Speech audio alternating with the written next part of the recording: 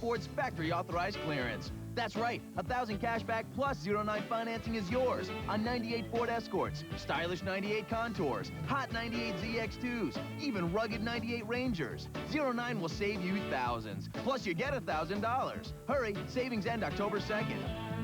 What will you say? Get to your local Northland Ford store today.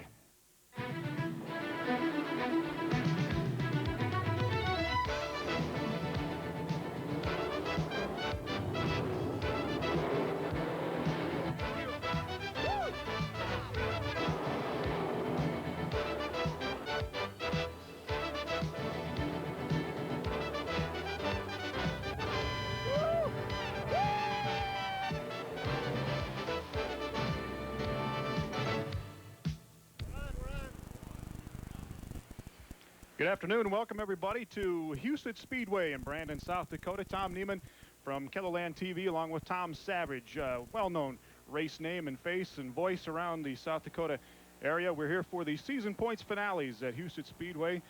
Late model street stocks, we've already run those heat races and we'll get you caught up to those. We've got the 360 sprint heats coming up and the Outlaw Sprinters and Karn, Terry McCarl and company trying to win some points championships. And Tom Savage, welcome to you first of all, sir. We'll be getting to your expertise, but a little bit on the afternoon race here, a little bit of a different deal this afternoon. Well, thank you very much, Tom. It's a pleasure to join you folks, and it's great for the racers to have the opportunity to showcase their talents here on KELO TV. And as you said, it's kind of an unusual situation. Usually we race at Husets out here in the evening, and of course there's no sunshine beating down on it, and the racetrack remains a little bit tacky. But tonight, or this afternoon, two of the worst elements to hurt a dirt track are sun and wind, and we're doing our best to get some clouds up there to keep that sun from baking this racetrack. We have had a pretty good wind today, and that dries the surface out. So this afternoon, you're probably going to see some different driving tactics than you do in the evening races. And we'll let you comment on those as we get into the 360 sprints here in a minute. Let's go down to the pits, and John Wilson is the third member of our team this afternoon. Johnny, what's going on down there? Any word from any of the drivers yet on the track conditions after the street stops? All right, thanks, Tommy. Sitting down next to Donovan Peterson, getting ready for the time trial, or not the time trials, but the heat races coming up. Should be interesting. We'll keep a track of everything going on down here in the pits. Of course, a lot of the talk so far has been about the track conditions, a nice sunny, hot day. A lot of these guys don't do much day racing, so we'll keep a track on that and follow any other breaking stories down here in the pits. Back up to you guys. All right, Donovan Peterson, that is, out of Watertown. He'll be in the first 360 heat coming up. Let's recap the street stock heats. They've already got those in.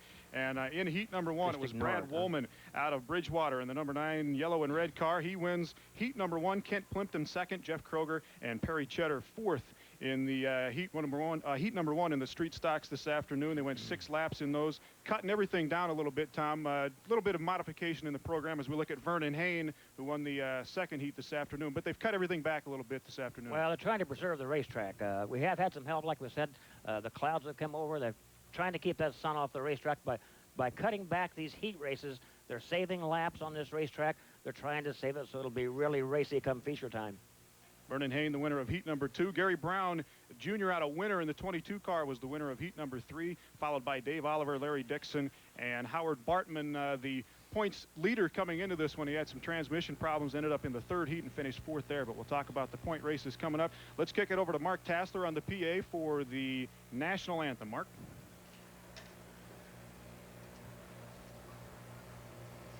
Yeah. Go, Tassler. And good afternoon, race fans. Welcome to the fastest moving racing program in the upper Midwest. Husets Speedway, home of the professionals. Today marks the season championship for the 44th season of racing action here at Husets Speedway. We want to welcome KELO TV with this live broadcast of today's racing event. And we want to welcome all of you race fans for the 1998 Husets Speedway season championship. Fans, it has been an ongoing tradition here at the home of the professionals for 44 years that before any one of our racing events that we join together and honor this wonderful country in which we live. Ladies and gentlemen, would you please stand and focus your attention to the stars and stripes that we proudly wave over the speedway. And we'll go now to the flag stand where your weatherman from KELO TV, Sean Cable, will sing our national anthem. Oh, say, can you see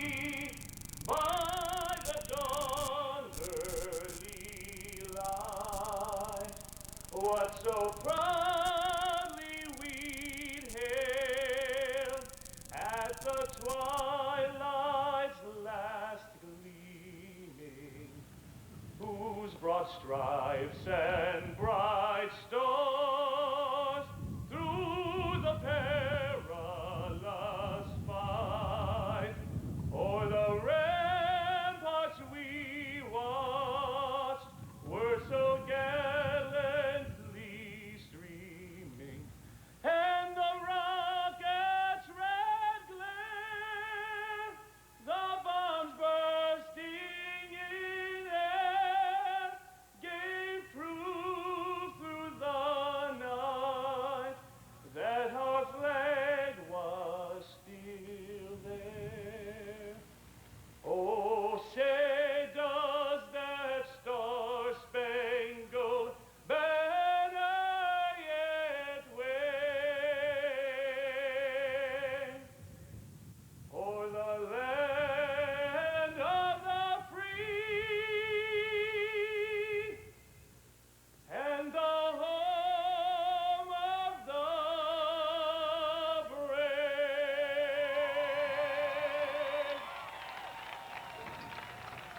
Thank you, Sean Cable, and what a marvelous job. Husets Speedway Season Points Championship is sponsored by your local Heartland Chevy dealers and Royal River Casino.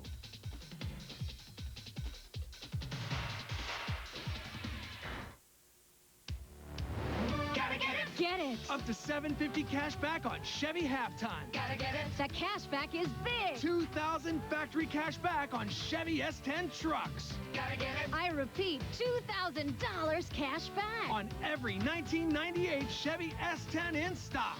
Gotta get it, gotta get it. It's Chevy clearance time. With big cash back. Or financing less than 1%. And that means big savings. Get it at your Chevrolet dealer. Gotta get it now. We asked Catherine and David Martin to lend us their answering machine and try the US West voice messaging service. Catherine was thrilled because now she can talk on the phone and still get messages. David was delighted because now he can get messages without worrying about broken tapes or muffled messages.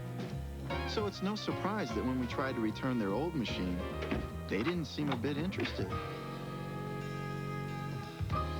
US West. Life's better here. The name to know in transmissions is J. Eggy Automatic Service. For over 45 years, their name has been synonymous with automatic transmissions. Their highly trained technicians have the knowledge to work with the computer technology of today's cars. Don't trust just anybody to fix your transmission. Go to J. Eggy Automatic Service, 1.5 miles east of Sioux Falls on East 10th. Call 332-8338 today. For quality paint at a great price, Ace is the place. Just bring in any color sample. Ace's color matching computer can match any color of the rainbow. Ace Best Interior Latex, $16.99 a gallon. Ace Best Exterior Latex, $15.99 a gallon. Don't spend a lot of money on paint. In independent studies, Ace Paint has outperformed major leading brands. And at lower prices. Plus, Ace has the right painting tools and the experts to answer all your painting questions. Ace Hardware, 41st in Minnesota, and 12th in Q1. It's not again. All right, welcome back live to Husets Speedway in Brandon for the season's points championships. The live Doppler 2000 van is the pace vehicle for this afternoon, and Tom Savage, Terry Karn leads the Valvoline AC Delco 360 point stand. He's coming in here. Talk a little bit about Terry. Obviously having a good year, but what else do we know about this guy? Well, Terry leads the 360 class, not the Valvoline AC Delco. Yeah, he leads the. Terry is a very experienced racer. He started out with the IMCA sprint cars, I think about 3 or 4 years ago. He's a very, very consistent finisher, very, very focused. He's a guy who rarely gets in trouble, and he's in the top of the order at the end of the feature race. Terry Karn out of T. I messed it up once. Explain now the difference between the AC Delco, the Valvoline point standings. Yeah. There's 2 different standings, right, correct? That's a series put together for the guys who race these cars with 360 cubic inch engines. They race Friday in Rock Rapids, Saturday in Madison, and Sunday here. And that has already been decided. And these are the 360 class cars here at Husets Speedway. And the Greens dropping on heat number 1. Brad Nelson of Brookings, Buck Wilson of Sioux Falls in the front row. Mike Steensma, Clint Garner in row number 2. Micah Schliemann and Donovan Peterson of Watertown in row 3. Butch Hansen and Brett Stegenga out of Laverne in the back row. And Buck Wilson is the leader early on, followed by Brad Nelson as we hit lap number 2. Well, the racetrack already has changed dramatically since that first heat race with the late model stock cars. They were slipping and sliding around. As you can see right now, the groove on the racetrack right now is up high, as Buck Wilson demonstrates by leading this race, running high on the racetrack. But as the afternoon wears on, this racetrack's going to get harder and slicker. The groove might go all the way up to the wall, and we might start laying rubber down in the middle of the racetrack. If we start laying rubber in the middle of the racetrack, that's going to be the fastest way around this racetrack. Micah Schliemann is overtaken Clint Garner for 3rd place, but out in front it's Buck Wilson in the 3B out of Sioux Falls. 47 is Brad Nelson out of Brookings right behind him. And then Schliemann, Garner, number 11. XS is Donovan Peterson out of Watertown, currently running in 5th place. Brett Stegenga out of Laverne in 6th, but it's Buck Wilson way out ahead of the pack right now, riding that high groove. 6-lap heat, and just like that, it's Wilson first across the line, followed by Brad Nelson out of Brookings, Micah Schliemann 3rd. Clint Garner just gets by Stegenga for 4th place there. And then it was Mike Steensma in 5th, Butch Hansen out of Rapid City in 5th place. And that's how we finish up heat number 1 in the 360s. So we'll take the top 4, correct, Tom? We'll take the top 4 right going into the feature. Right. You know, we might explain a little to our listeners also what a 360 is. That means that the engine under the hood cannot exceed 360 cubic inches. Most of them measure out around 355 to 358, but the maximum is 360 cubic inches. Cosmetically, they look almost like an outlaw sprint car, except they also run that small wing atop. They run a small wing atop. They also have a very hard right rear tire that they have to run, and that helps them kind of hook to the racetrack. But running one of these 360 sprint cars with that hard tire and that little wing, these guys have their hands full sometimes. Heat number 2 in the 360s coming up right after this.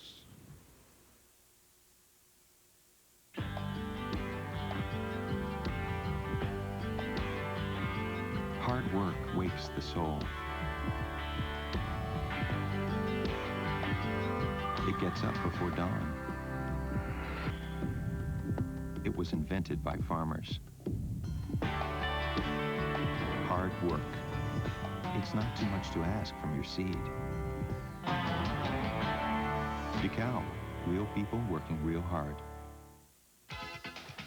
Hey, what's going on? Oh, wow. Oh, boy, this looks great. I wonder where this is. Oh, that's where the action is. Right next door at Royal River Casino.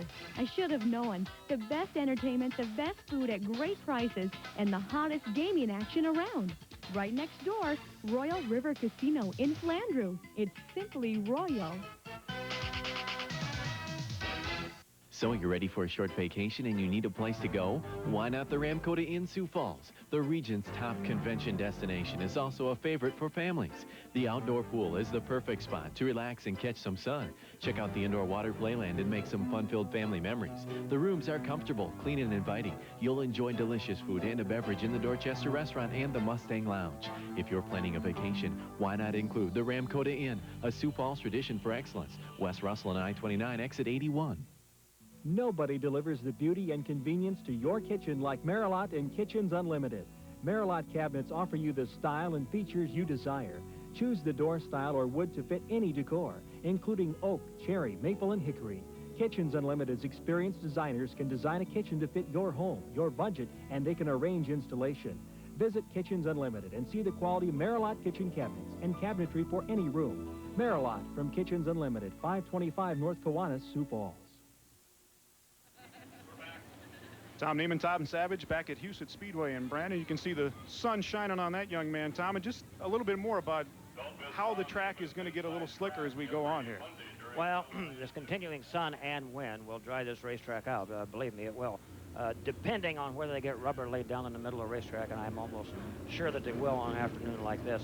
If they do get some rubber down there, it gets pretty abrasive, they're going to be able to run in the middle of these corners. But until that time, you're going to see these guys going right up on top of the racetrack, running a high groove. But the racetrack will change as the afternoon wears on. It's changed already from the first heat race of the stock cars, obviously. You see that white line down there in the fourth turn? As the cars come onto that white line, the front row cars have to hit that line at approximately the same time. If they do, they're going to get a green flag and they're going to go racing. The reason for that white line is years ago, we used to start the cars in the middle of the backstretch or in the third turn, and by the time they got to the fourth turn or the front chute, they were upside down and all over the racetrack. And this has really cleaned up the starts. They have to hit that white line in the fourth turn, the front two cars at the same time, and then we go green. We keep them in formation until they come off of that fourth turn. Chris Wasman and Steve Hammond out of Sioux Falls in the front row. Kim Munafering, Chad Meyer in row number 2. Mike Ellingson out of Del Rapids along with Bill Frieden of Wyndham in row 3. Rick Adams out of Sioux Falls and Rosh Schenk out of Hull, Iowa in the back row. And Doug Clark didn't like what he saw in that row. Is he looking at the back guys at all or just those first two guys? Yeah, Tom? On these heat races, on these starts, he's looking at those front two. They've got to hit that line. He also looks back to make sure nobody gets out of line. If they pull off to the side, that's considered a jump. He'll call them back again. But they're looking good right now. And we're green. Green on heat number 2 in the 360 sprints. 23 is Steve Hammond out of Sioux Falls, and he jumps to the early lead. Oh, Bill Frieden from Wyndham, Minnesota, into the wall off the number 2 turn. He keeps her straight at a slower pace, probably going to bring out a yellow flag. Doug Clark does fly the yellow as Frieden is now on the inside of the track up near turn 3. There you see Doug Clark, longtime flagman at Husets, but he does slow him down as Frieden kind of lost it in turn 2. Frieden's a young man from the good racing town of Wyndham, Minnesota. He's a rookie this year. He's won a couple of features over at Rock Rapids with that number 14 car. Into the wall off of that number 2 turn. You know, another thing that's about this racetrack that you kind of got to keep your eyes on here this afternoon, the configuration of this racetrack is just about the same all the way around, except till you get down there to the fourth turn, and if the cameras will show that fourth turn is really, really wider than any place else on the racetrack. So sometimes when the guys get to run in a high groove and they come off of that high groove, they say it's almost like driving into a funnel because the racetrack really gets narrow coming off of that fourth turn. Here's looking down the back straight into turn 2, and you see Frieden just kind of jumped the berm there on top. And well, it doesn't look all that serious a hit, but I would almost guess that was some pretty severe damage to the right front of that automobile. He's probably going to have to do some big-time repairs to make it back for the feature in that 14 car. You know, Tom, you do cover a lot of basketball and football. You might run across the driver of the number 2 car, Mike Ellingson. When he's not racing cars, he's a referee. Referee for football and basketball in high school circles. And as a matter of fact, he said the most serious injury he's ever got was refereeing a basketball game. He was running down the sideline and fell over a cheerleader. He's never been hurt in a race car, including last Sunday when he was upside down off the fourth turn. And Ellingson does have a feature win here this year, just a couple of weeks ago. This race car is one of them built by Randy Nygaard right here in Sioux Falls, the number 2 car, the McLaughlin Concrete Star Enterprises car. They have a brand new car already purchased for next year. Mike Ellingson does in the number 2 car. Chad Meyer in the number 11 car, a student at the University of South Dakota. He's getting all of his racing in now. He goes back and hits the books. In fact, I think he went back to school last week. One of 2 of our racers here who are students at the University of South Dakota, Jason Wemp being the other one. So Bill Frieden out of Wyndham has pulled it in. We'll go with 7 for heat number 2 here. 24 360 class sprinters on hand this afternoon. And talk about the speeds a little bit, Tommy. How fast a speed can you achieve out here at Husets? Well, they turn the one-lap track record is 10.745, and using a speed chart equates out to about an average. Well, no, that's not right, not an average. They're hitting about 115 mile an hour at the end of the front chute. Steve Hammond getting into a rut off that number 4 turn, and young Chad Meyer takes over the lead in the number 11 car. But anytime you can go around a 3/8 mile racetrack in under 11 seconds, you're flat getting with the program. Chad Meyer has jumped into the lead 6 laps here in the 360 heats this afternoon, and Meyer opening a little bit of a lead as Steve Hammond doing a little bouncing around out there, but he hangs on to 2nd for the time being.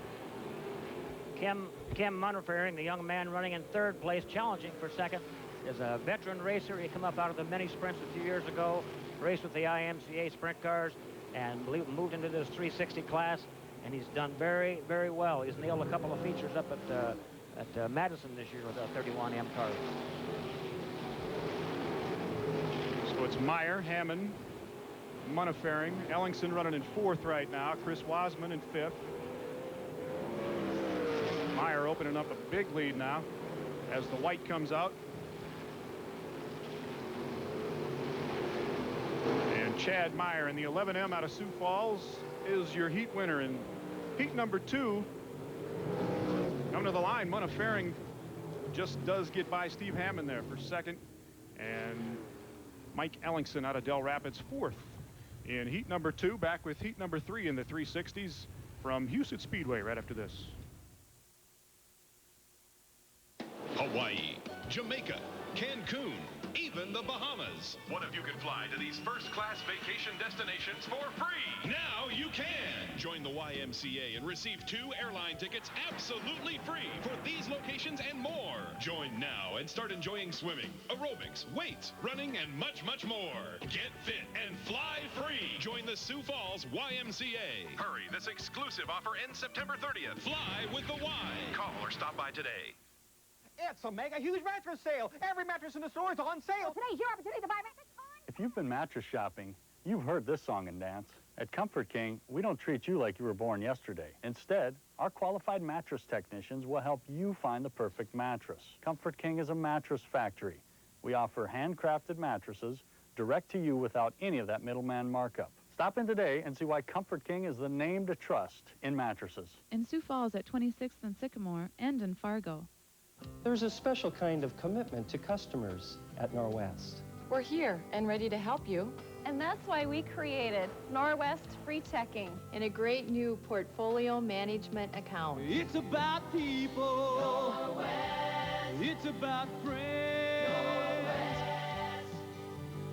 You want financial solutions that make life easier. And that's exactly what we do. It's about people. Your office is where you spend most of your day. You want to furnish it the most practical way. Interstate Office Products offers solutions in office interiors. They can design an office setting to fit today's business environment to fit your business environment. Solutions for business, solutions that work for you. Better value, better service. That's the way that we find your business. Interstate Office Products.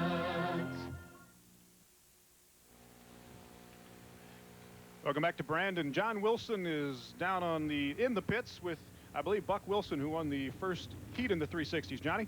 All right, thanks, Tom. We are standing by with Buck Wilson, winner of that first heat. Buck, the track looks a little rough out there. How's it running? It's not too bad. It's the first afternoon show we've done, but it was pretty decent when we were out there, but I think it's going to get real dry real quick. Is it a lot different racing in the afternoon than it is in the early evening? It's just tough to keep moisture in the track, so it'll probably be a dry, slick, clear across, bottom, top. Drier it gets, the faster it gets, and a little dangerous out there, or what? It's hard. With the tire that we run, it's hard to get a hold of a dry track, because our compound is like a 55, but the big cars run a softer, so if they get rubber down, it'll be real fast, but if they don't, it'll probably be a slower track. All right, sounds good, Buck. Good luck in the future, bud. Tom, back up to you.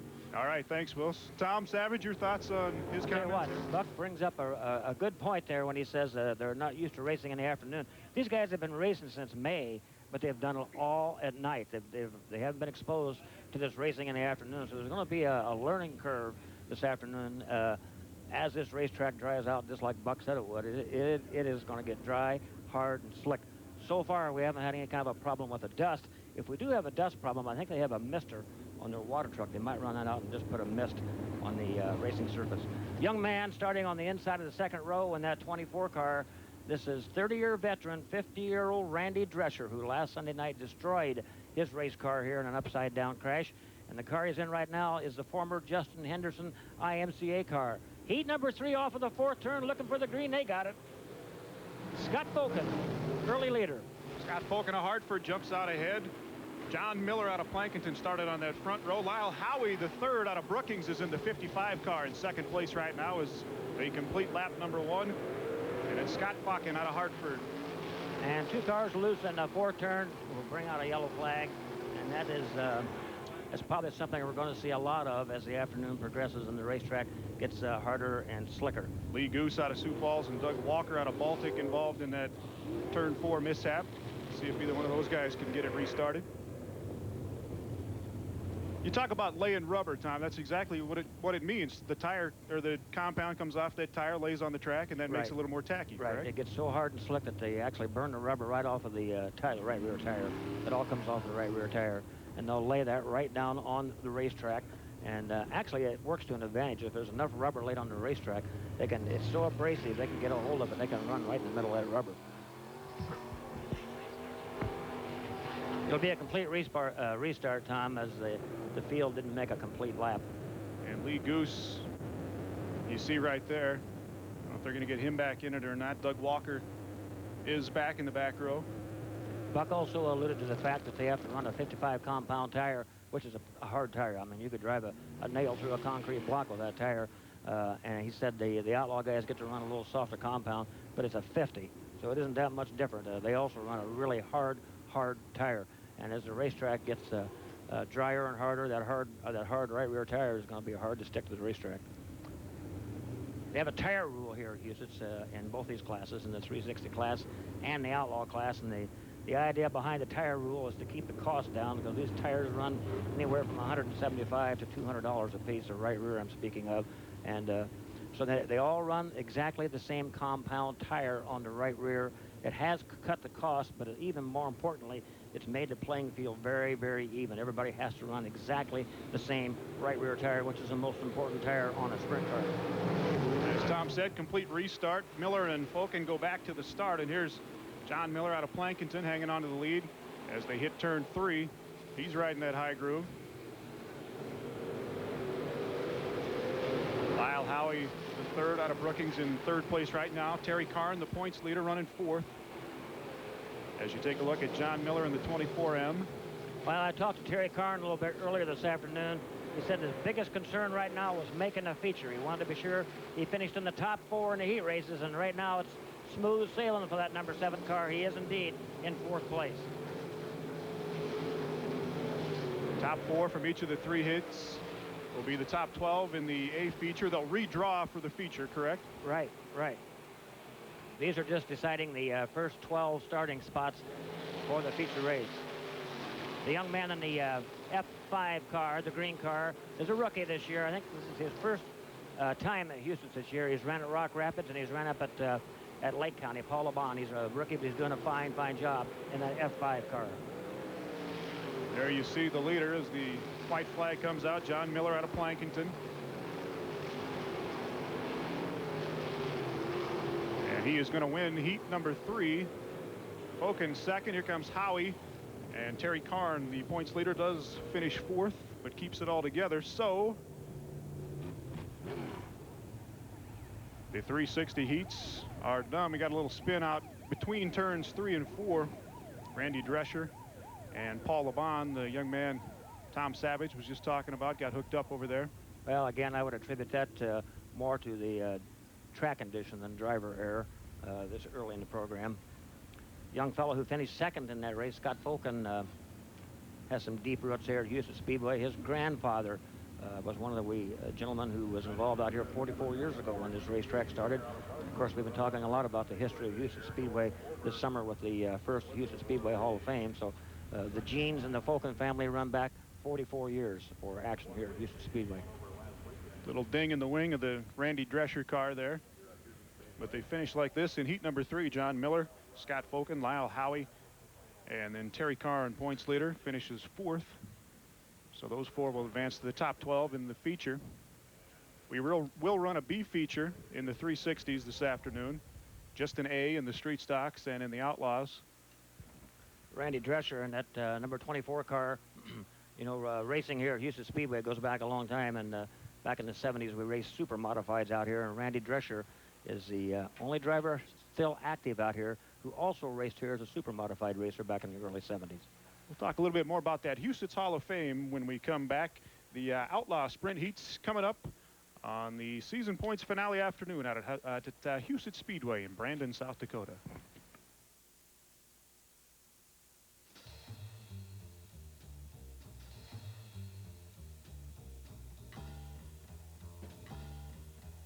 If you don't live in town, you know that traditional cable comes up short.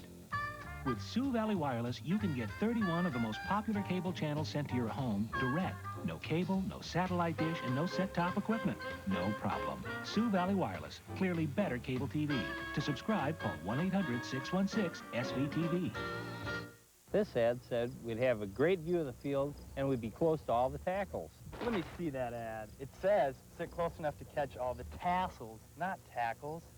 There has to be a better way to catch an NFL game around here. That reminds me, not only does Jackrabbit offer lower-level seats to every Vikings game, they also have tours to the Chiefs and Cornhuskers. We should have used Jackrabbit. They are the NFL connection. Are you sure this is the Metrodome? Wellness Clinic, we'll get right to the heart of it. The human body, a maze of vessels and organs. When one or more fails, it can cause illness, even death. Alternative medicine is still in its infancy, but many have found chelation to be the answer to a longer, healthier life. Chelation therapy has treated a number of diseases and illnesses and is thousands less than surgery. For a free consultation, call the Wellness Clinic today. Wellness Clinic, we'll get right to the heart of it. There's no typical person that falls behind in their bills. It happens to anyone, in any occupation. And for a lot of reasons, it happens to people just like you. I'm using one credit card to pay off another. Well, you know the game, robbing Peter to pay Paul. All the bill collectors keep calling. I don't even want to answer the phone. Falling behind on bills can happen to anyone. Get back on track without bankruptcy. Call Consumer Credit Counseling Service. Don't wait. Call.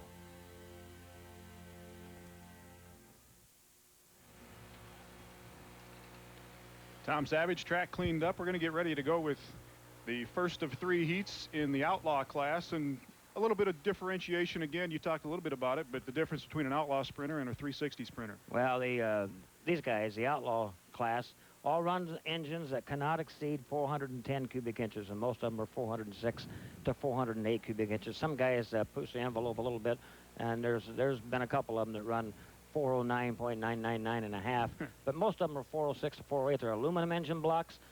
They're fuel injected to use methanol for a fuel, and they are flat fast. These are the same cars that run the Knoxville Nationals. The only difference would be the tire rule that we spoke of earlier. There is no tire rule at Knoxville, and there's no tire rule here at Husets either when the World of Outlaws or the Gold Cup races here. But for this afternoon, the championship races, the tire rule is in effect. Taking a look at Terry McCarl, the points leader. He's got the points championship wrapped up. He's won 12 features out here. Not really a fan favorite, but everybody loves to beat this guy because he's so good this year. Well, he's kind of suffering from the Jeff Gordon syndrome right now. You know, he's won so much that he gets booed. But, you know, to his own admission, he says this is just exactly the kind of a racetrack where he excels on. It's a little tight racetrack where you got to do a lot of jockeying around. You got to cowboy it in there once in a while. And their team has obviously hit on the right chassis setup, because he has just been a rocket out here all year long, as Jeff Gordon has been in the Winston Cup. It's a very comparable season between the two. Take a look at your grid for heat number 1. 7 cars out there. Marlon Jones out of Sioux Falls and Leonard Lee out of Milo, Iowa. In the front row, Tim Martins, Jeff Matrician.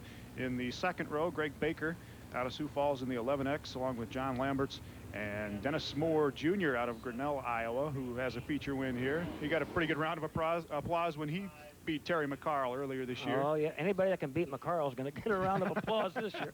Just like they were gone wild with Jeff Burton down in Virginia last night.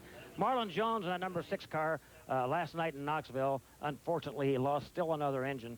And when that race car pulled through the pit gate at 1 o'clock this afternoon, didn't have an engine in it, and they wheeled it into Leonard Lee's trailer, and Leonard Lee had a hoist inside of his trailer, and they put a new engine in that car, and they got done about 2 o'clock this afternoon in that number 6 car.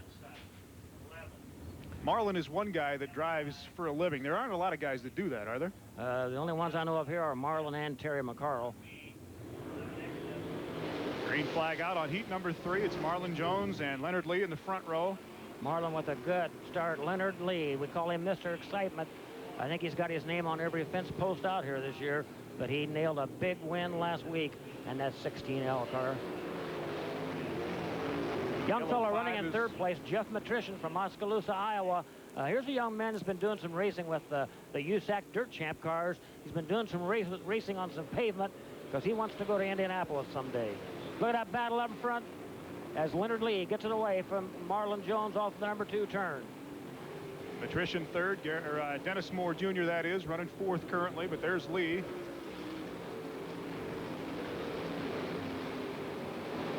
The 19 of Tim Martins, Greg Baker in the 11X in 5th and 6th right now. John Lamberts of Sioux Falls pulling up the rear at the moment, but Leonard Lee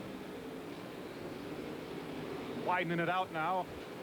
The 19 car of Tim Martins. This car's got a 360 engine in it, racing against the 410s, but it does have a pair of pretty healthy aluminum heads bolted on top, so he could not compete in the 360 class with that kind of an engine.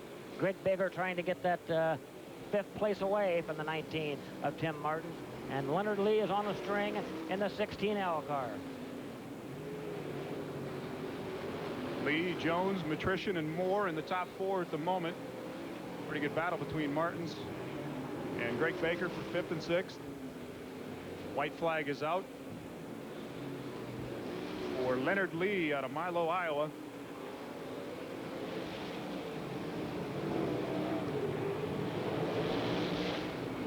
Leonard Lee, your winner. Marlon Jones 2nd, Jeff Matrician in 3rd, and Dennis Moore Jr. out of Grinnell, Iowa finishes 4th here in heat number 3. Baker 5th. Tim Martins in 5th, and John Lamberts out of Sioux Falls 7th in heat number 1 here in the Outlaw Sprints.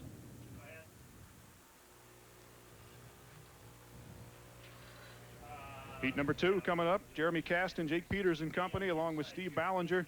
And we'll do it after this as Leonard Lee takes heat number 1 in the Outlaws. I'm Scott Hoy, and I want to introduce you to our new office located at 1608 West Russell, right across from the arena. This new location has allowed us to expand our practice to better serve our clients' needs. If you've been injured in an accident, just call 334-8900, and you'll know you've hired experienced trial lawyers. I'm Scott Hoy, and we're here to help. The perfect way to improve your view is with Custom Shield wood windows and doors or Retrovision vinyl windows and doors from Kitchens Unlimited. Custom Shield windows and doors are a fitting choice. These wood replacement windows feature a beautiful wood interior in your choice of 5 woods with a maintenance-free aluminum-clad exterior. Retrovision windows and doors are custom-made vinyl window for a precision fit. Replacement windows and doors from Weather Shield, the leader in the window industry. Available at Kitchens Unlimited, 525 North Kiwanis, Sioux Falls. What did you do to the car? Going racing at Husets. You put that car back the way it was. Need parts to get back on track? Nordstrom's Auto Recycling of Garrettson has a full line of quality recycled parts to get you going again. From taillights to engines, we have what you need with a 99-day guarantee. Take Interstate 90 to the first exit east of Sioux Falls, exit 402, 5 miles north, 2 miles east, and you're here at home with the 99-day parts warranty. Just announced from Ford Motor Company in your local Northland Ford store. $1,000 cash back plus 0-9 financing during Ford's factory authorized clearance. That's right, $1,000 cash back plus 0-9 financing is yours on 98 Ford Escorts, stylish 98 Contours, hot 98 ZX2s, even rugged 98 Rangers. 0-9 will save you thousands, plus you get $1,000. Hurry, savings end October 2nd. What will you say? Get to your local Northland Ford store today. Tom Neiman, Tom Savage back at Husets Speedway. John Wilson down in the pits with Randy Droescher, who kind of banged it up in that last 360 heat. John? All right, thanks, Tom. First of all, Randy, how you doing after that spill? Well, I'm not doing too bad. The car is in worse shape than I am. I'm a little disappointed. We was really wanting to make this TV show today, and we've been here a lot of years, and we'd like to make a good appearance and everything. And a victim of circumstances. I had a radius rod or something break going into the corner, and it wouldn't turn right. Are you going to be able to get it fixed?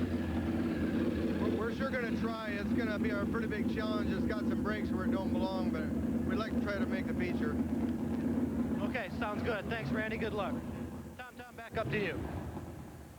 Well, Randy Droescher saying he wants to put on a good show. He never has to worry about that. Randy gives 100% all the time in that number 24 car. He used to pull up here every week from down in Nebraska. He has just recently moved to Larchwood, Iowa, so he could be closer to the racing action. You know, earlier this afternoon, Tom, we were talking about consistency, And the young man starting on the inside of the second row in the 57, Jake Peters, is the defending outlaw sprint car champion from Huset Speedway, and he never won a race all year long, but he finished in the top of the order at every race, and that's pretty consistent.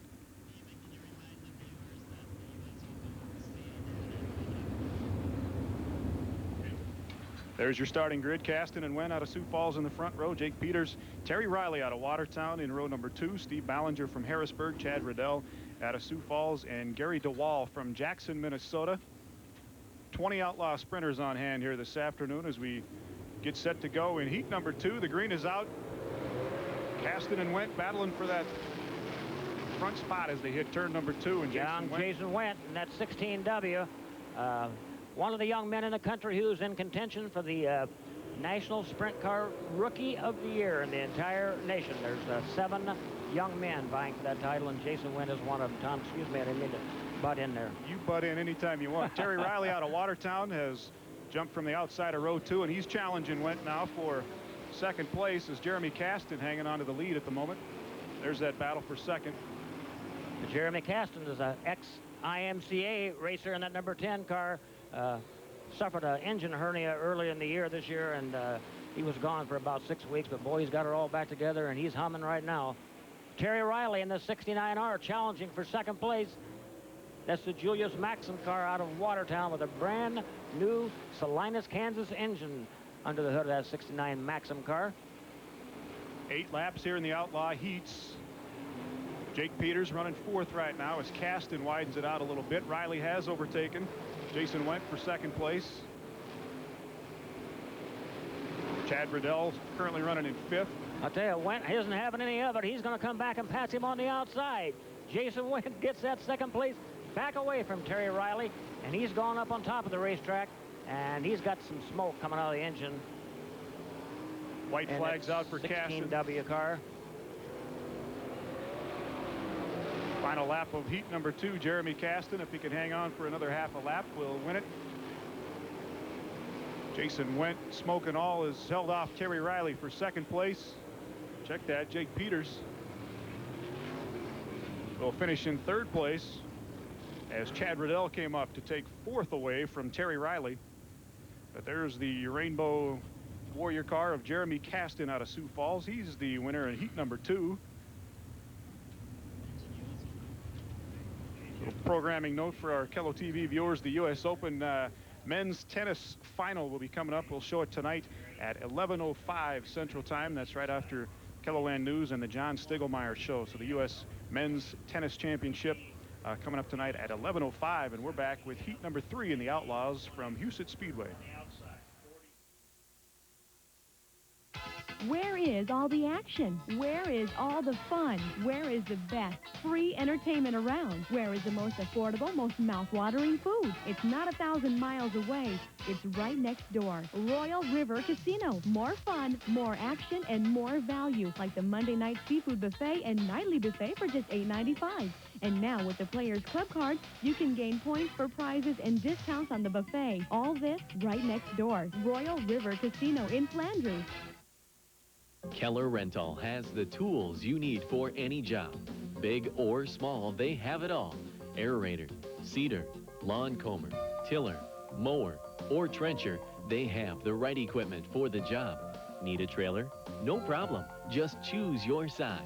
From tents to an inflatable jumping room to a bobcat. If you need it, Keller Rental has it. Keller Rental, 3501 South Minnesota, Sioux Falls.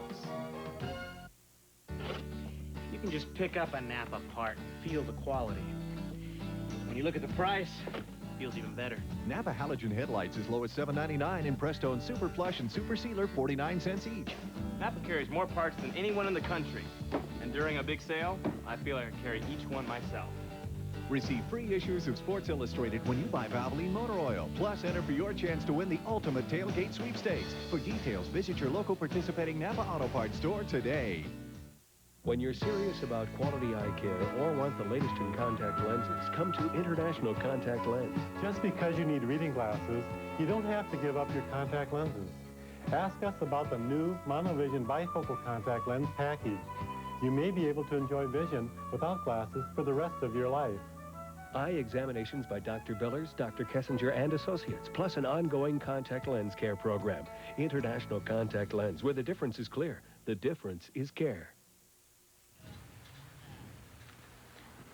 The Brandon Countryside Husets Speedway out here just on the edge of Brandon, South Dakota.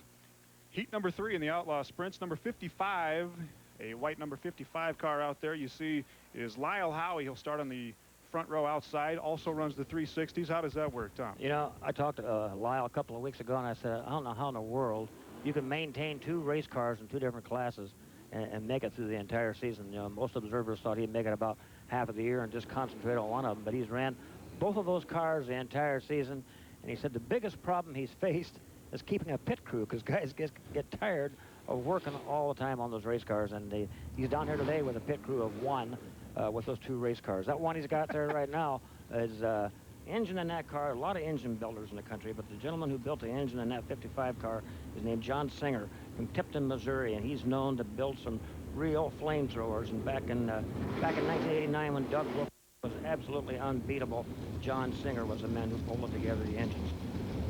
Randy Rosenboom from Rock Rapids will start on the inside along with Howie. Kenny Hansen and Nunda. Terry McCarl, the points champion, already got it wrapped up out of Pleasant Hill, Iowa. He's won a dozen races out here already this year. Chuck McGilvery out of Madison, and Justin Henderson, the young man out of Beersford, will start in the back row. Greg Baker, does he also run 2 classes? Is there anybody else that runs the same, that does that? Greg Baker is the only other one I know of. He runs a 360 car at Rock Rapids and at Hartford, and he won the track championship at both of those places with his 360 car. I believe did Justin and Rod Henderson, I believe, ran out here together, didn't they, father and son? They never raced against each other. But Rod said he's not retired yet either. Rod said he was going to give it up to get his son started, and maybe we'll see him back again, who knows. But I'll tell you, there's a lot of high praise for this 19-year-old Justin Henderson. A lot of folks have watched him around the country, and they say he has a very, very bright future in sprint car racing, because he's a driver who not only uses his right foot, he uses his head, rarely gets in trouble. He's been upside down a couple of times, but he's also been in the thick of some real tight races and came out of them the winners. There's Terry McCarl in the 24 car. Kenny Hansen is the leader out of Nunda, trying to hold off McCarl. It's kind of a 2-man race up in front right now.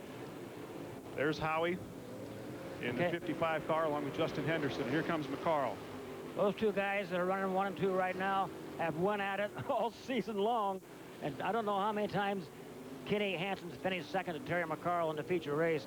But I'll tell you, with that move he just made in the number 2 turn, I think he made a statement that he has no intentions of finishing second in this race. McCarl kind of kicked up high in turn 2 on that last lap, opened up a little lead for Hansen. You might notice how the cars, well now, just as I say that, Terry McCarl dips low in the first turn, but the cars are starting to run up on the top of the racetrack. Kenny Hansen is.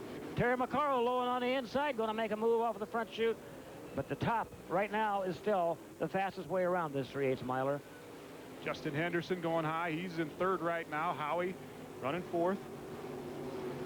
Chuck McGilvery out of Madison in 5th place right now. There's Doug Clark as we go white. Terry McCarl flies by Hansen. McCarl gets the lead on the last lap. Terry McCarl first, Kenny Hansen second, Justin Henderson out of Beersford 3rd. Lyle Howie will come in 4th in heat number 3. Chuck McGilvery 5th. And Randy Rosenboom, who started in front, will finish 6th in heat number 3. But what can you say about this guy? I mean, I'll tell you, he is just, you know, like his crew chief said this year, they hit upon something, and they aren't about to tell anybody else what it is either. But they hit upon something that just works every time that they race here. I tell you, I think a lot of credit in that team goes to a gentleman who's rarely ever here with him, but Terry McCarl's father, Leonard McCarl, was a early day racer, and he is recognized as an absolute master in setting up a chassis. And I think Leonard McCarl does a little tweaking on that chassis down in Des Moines before they arrive in Sioux Falls every Sunday. Terry McCarl, winner in heat number 3. We'll be back with the B feature in the 360 sprints from Husets Speedway in Brandon. You're watching it live on KELO TV.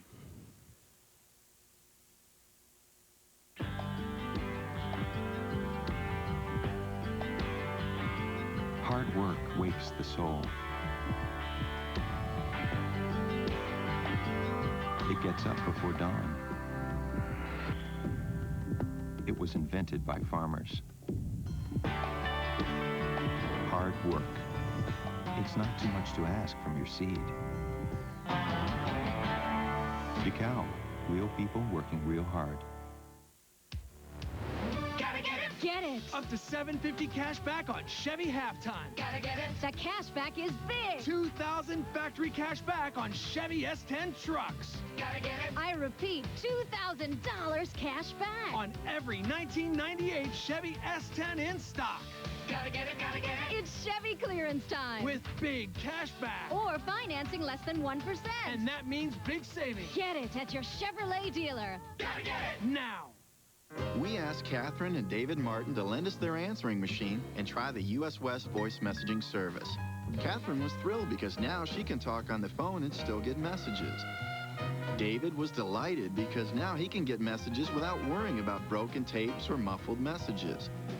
So it's no surprise that when we tried to return their old machine, they didn't seem a bit interested. US West. Life's better here. The name to know in transmissions is J. Eggy Automatic Service.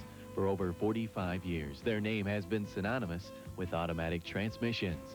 Their highly trained technicians have the knowledge to work with the computer technology of today's cars. Don't trust just anybody to fix your transmission. Go to J. Eggy Automatic Service, 1.5 miles east of Sioux Falls on East 10th. Call 332-8338 today.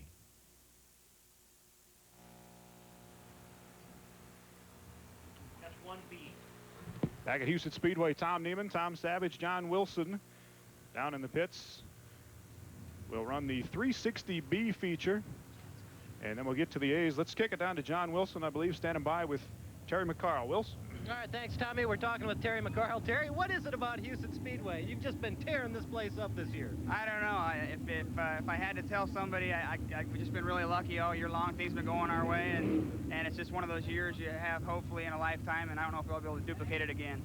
You already wrapped up the points championship. It kind of takes the pressure off. You can just come out here and have some fun today, huh? Yeah, we're excited about the local television coverage, especially for our sponsors, and it's a great deal. I think the fans, once they see sprint car racing on TV, will get more of them out here, and they'll realize how exciting it is. Perfect day for the fans, but not a perfect day for racing, as we were talking about. Well, for a dirt track, I think the Rubins have done a great job with the track, and it's not perfect conditions. We got too much sun, too much wind, but that's what makes it exciting. The track's real different. There's rough things. There's, it can lay rubber, can do anything. It's not like asphalt racing. We're just happy for AAA Collections, Baartman Poultry, Big Game Hunting, Midwest Oil, all our local sponsors that make it worth it for us to come up here every week. And next year, hopefully, we can do half as good as we did this year. All right, Terry, good luck in the future. Thank you. Terry McCarl, busy man. He raced at Knoxville last night, made the trip up here to Husets. Back to you guys.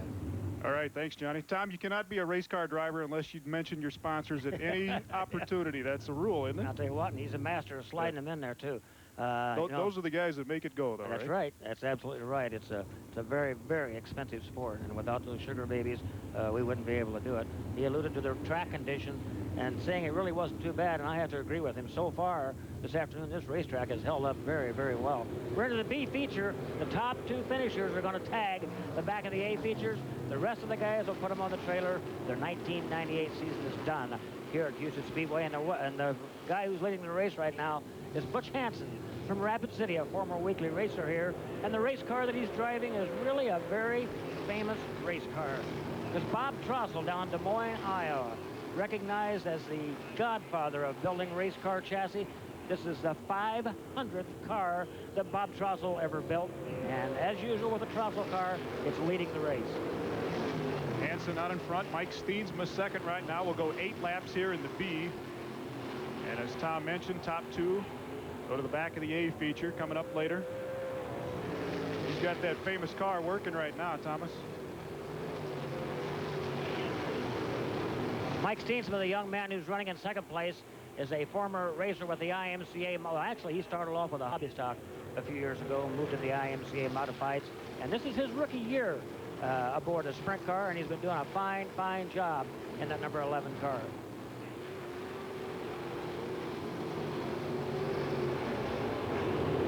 Donovan Peterson out of Watertown running third right now, and now he's got some trouble there. Butch Hansen has a problem with the number 1 car, pulls to the inside of the racetrack. Mike Steensma inherits the lead in the 11 car. Like Hansen's back under power. Well, maybe not yet. Something busted there in the one car. You're a driver, though. You want to finish, Tom. Well, I tell you, that's a doggone shame. He was doing a good look. If I had to make a guess, I would say he's having a fuel pickup problem because it comes to life on the front, shoots, and then it dies going into the corners. There's a fueling problem of some kind. But it looks like Mike Steensma is going to transfer into the A main along with Donovan Peterson. As they come to the finish line, it is Steensma and Donovan Peterson out of Watertown, and they will move to the back of the A. As Butch Hansen had it going until about a lap and a half left. He does cross the finish line, but man from Rapids got to be disappointed. There's Mike Steensma.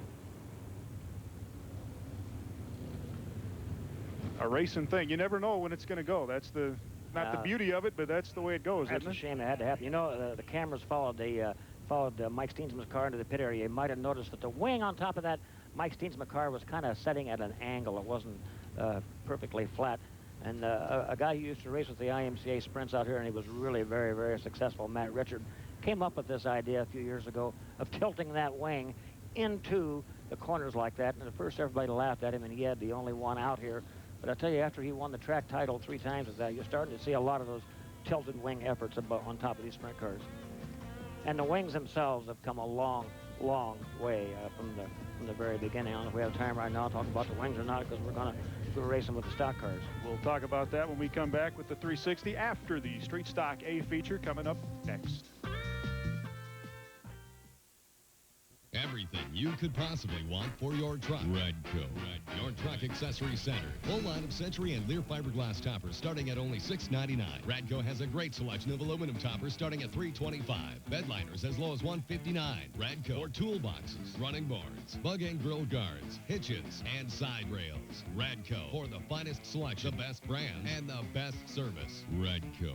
Your truck accessory center. Junction of 41st Street and I-29, Sioux Falls. If you can zip it, snap it, strap it, pack it, wear it, or buckle it, you can get it fixed at Park Ridge Shoe Repair. Nothing's more frustrating than a busted zipper or torn out snap.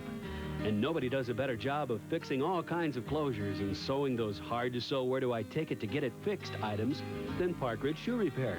So when you need to zip it, snap it, strap it, pack it, wear it, or buckle it, take it to Park Ridge Shoe Repair, 26th and Western, Sioux Falls. It's a snap. Dakota Fluid Power has everything and anything hydraulic you need. Local industries and manufacturers have come to rely on Dakota Fluid Power. Simply tell them your needs and ideas, and they'll design what you need from concept to finished product. For any capacity hydraulic power unit, for industrial piping and controls. They're also experts at customizing any present system. There's no need to go out of town or out of state. For everything and anything hydraulic, go direct to the source. Dakota Fluid Power, with 2 locations to better serve you.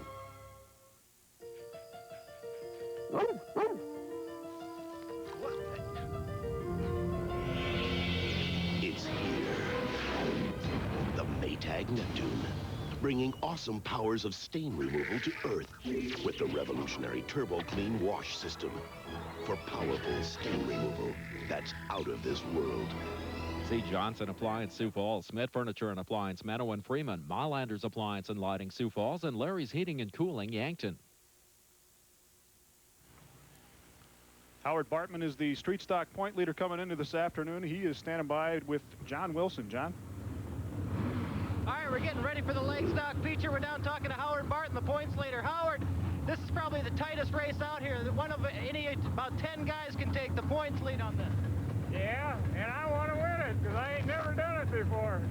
Pretty excited, a lot of pressure along with this, or are you just going to go out and kind of keep it loose and have fun? Yeah, I even prayed for rain so we wouldn't have to run it today.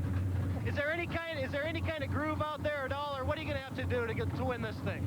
I'm going to have to finish real close to Brad Wollman and Bickett to win it, so it's pretty dry out there already, and just going to have to keep it all together.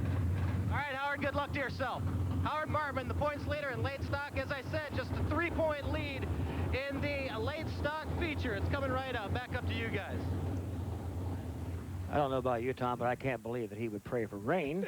I don't know if he's nervous or if he's just that loose. I'll tell you, he has 17 grandchildren, does he? He has been around for a long time. We call him the elder statesman of late model stock car racing, and and he's got a few more years than these competitors, but I tell you, he still shows those kids a short way around this racetrack on more than one occasion. And we've been racing since May, and the 1998 late model stock car championship comes down to this, the very final program of the year. We have 7 different drivers who can win mathematically. I think if Howard Baartman finishes 4th or better, he wins the title. He'll start inside row 6 along with Gary Brown. As he finished, Howard finished 4th at his heat, but those top 12, they redraw him, and Gary Brown, who won his heat, will start in 12th on the outside of row 6. Plimpton and Mickey on the front row. Vernon Hayne out of Garrettson along with Kroger, Wayne Kruger, and Dave Oliver in row 3. Perry Cheddar, Dale Furby out of Sioux Falls. Dale won last week here. Larry Dixon out of Ramona along with Brad Wollman in row 5, and then Howard Baartman, Gary Brown, Mike Grass from Yankton in row 7. Scott Freed, Dan Jensen, Don Bickett, and Kelly Harmelink rounding out the A feature for the street stock cars, and this is the last time they'll run it. Cheaters Day, of course, coming up in a couple of weeks. But yeah, Cheaters Day they'll run. This is the last point race for the 98 season, and you know, the racetrack is the same for everybody, but these guys especially, you know, they do all their racing at night, and the stock cars at night, they're a little more agile at night, and so they're faced with a very hard, very slick surface for this championship run of 15 laps to determine the 1998 late model champion. He has to finish 4th or better, Howard Baartman does, to win. One of the guys he has to make sure is behind him is the 9 of Brad Wollman, who right now is ahead of him. And Donnie Bickett, who is 2nd in the points, runs behind him at the moment. Oh, she's slick coming off that number 2 turn. 19 Plimpton, 47 Roger Mickey, as they stay as they started after lap 1. Start to spread it out now as Mickey high on the outside. Number 1 Vernon Hayne out of Garrettson in the blue number 1 car there, up to challenge Mickey. Now Vernon Hayne has run a Camaro out here for 9 years, the same car, and last weekend it was finally involved in a crash and they could not repair it, and he got this car together, borrowed this race car just for this championship run. Now he's out of the running for the title, but I think he's won 27 or 28 feature races here, and he'd love to add to that title, especially with a strange race car on. Jeff Kroger in the purple 80 car up in 2nd now as Furby in the 47 challenges him on the outside. 71 is Dave Oliver out of Sioux Falls. The guy on the move is Brad Wollman out of Bridgewater in that number 9 race car. High off that number 4 turn, he moves into 4th place. Wollman around Oliver as Kroger goes up high to knock the wall off of that number 2 turn. Wollman keeps it in 4th at the moment, though. Vernon Hayne, and we got a yellow out flag. in front.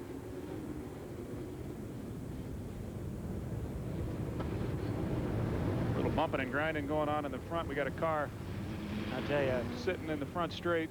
Howard Baartman's number 82 car trailing some pretty serious smoke coming down the front chute there. He did have transmission problems earlier this afternoon in that 82 car, but I don't know if you noticed or not, Tom, when they slowed down and came down the front chute, he had some big-time smoke coming out of the back of that number 82 Chevrolet. 19 is Kent Plimpton out of Lenox, who started on the pole, but he's got some trouble sitting right in front of the flag stand.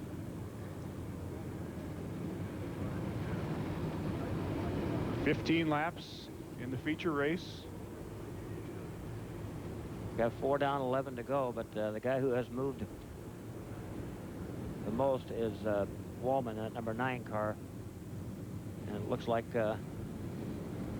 is it transmission problems with that number 82 car, the problem that he had before? Howard Baartman was scheduled to start in the first heat race this afternoon, had some transmission problems, ended up in the 3rd heat, but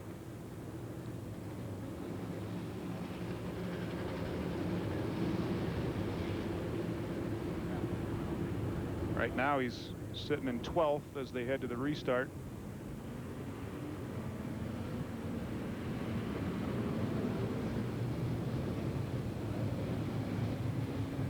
All the restarts on most of the short tracks in the country are single file, and they're bumper to bumper, because it would be almost impossible to say when you went to line these cars back up that number 1 was 4 lengths ahead of number 80, and 71 was 10 lengths behind, and 47 was only 2 lengths behind. So the leader, the entire field closes up behind the leader, bumper to bumper, and they must remain behind that lead car regardless of wherever he comes off of that fourth turn. If he elects to go up on top of the racetrack and shoot down across the front chute, the remaining cars must stay right behind him. And also, if he chooses to stay on the inside of the racetrack, the field, the single file field, has to stay right behind that lead car for these restarts. And how close, Tommy? How much of a jump could Vernon Hayne get here? How much is flagman Doug Clark going to let him get away with? They want him to come to that white line. Again, the same white line that's used in the heat race starts when they're two abreast. They use the white line for the single file restart. So Jeff Kroger needs to be right on Vernon Hayne's bumper, though. Is that right? They should be right up bumper to bumper. But when they come off that fourth turn, Vernon Hayne's going to hang that right leg into the carburetor and try and get a jump coming off that fourth turn. Right now they're looking good. See how they're all snaked up there together off of the fourth turn? That looks good. 4 laps down in the 15-lap feature. There's Vernon Hayne, Jeff we got Kroger. A spin on the start. Roger Mickey in a 47 car. Mike Grass in the 17. That racetrack is getting slick. So we'll go back to yellow again, unless these guys can get them lit and get them out of the way, and they can't. Yellow again. Mickey and Grass were toward the back of the pack there, but I didn't see if they got hung up with each other or just kind of did it on their own, Tom. Kind of watching that start. I didn't see what happened. They just got sideways on the front chute there. I'll tell you, these stock car guys have been a big part of the program here at Houston all summer long, and in fact, there's been many times. They have carried the show. They've had the closest finishes. Had a feature race one night here in July where they came off of the fourth turn. There were 4 cars in the pack, and any one of them could have won it. It's been just that close all summer long with the late model stock cars, watching the replay, and it was just a case of a slick racing surface getting those 2 cars loose here coming off into turn number 4.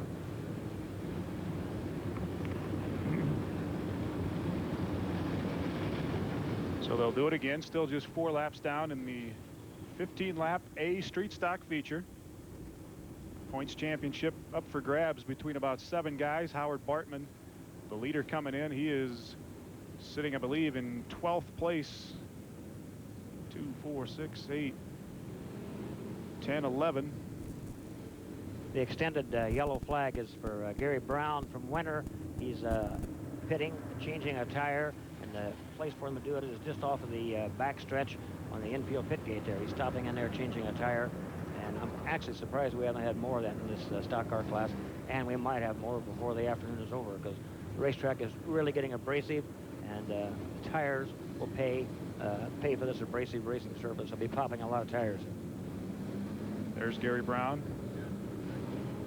Okay, now they get the signal. Next time around, they're going to be on the green flag. Flagman Doug Clark signals the entire field as they pass that flag stand. The next time off of the number 4 turn, if they're lined up in that single file alignment, he'll give them the green. They'll go back racing with, what we got, 11 laps to go yet?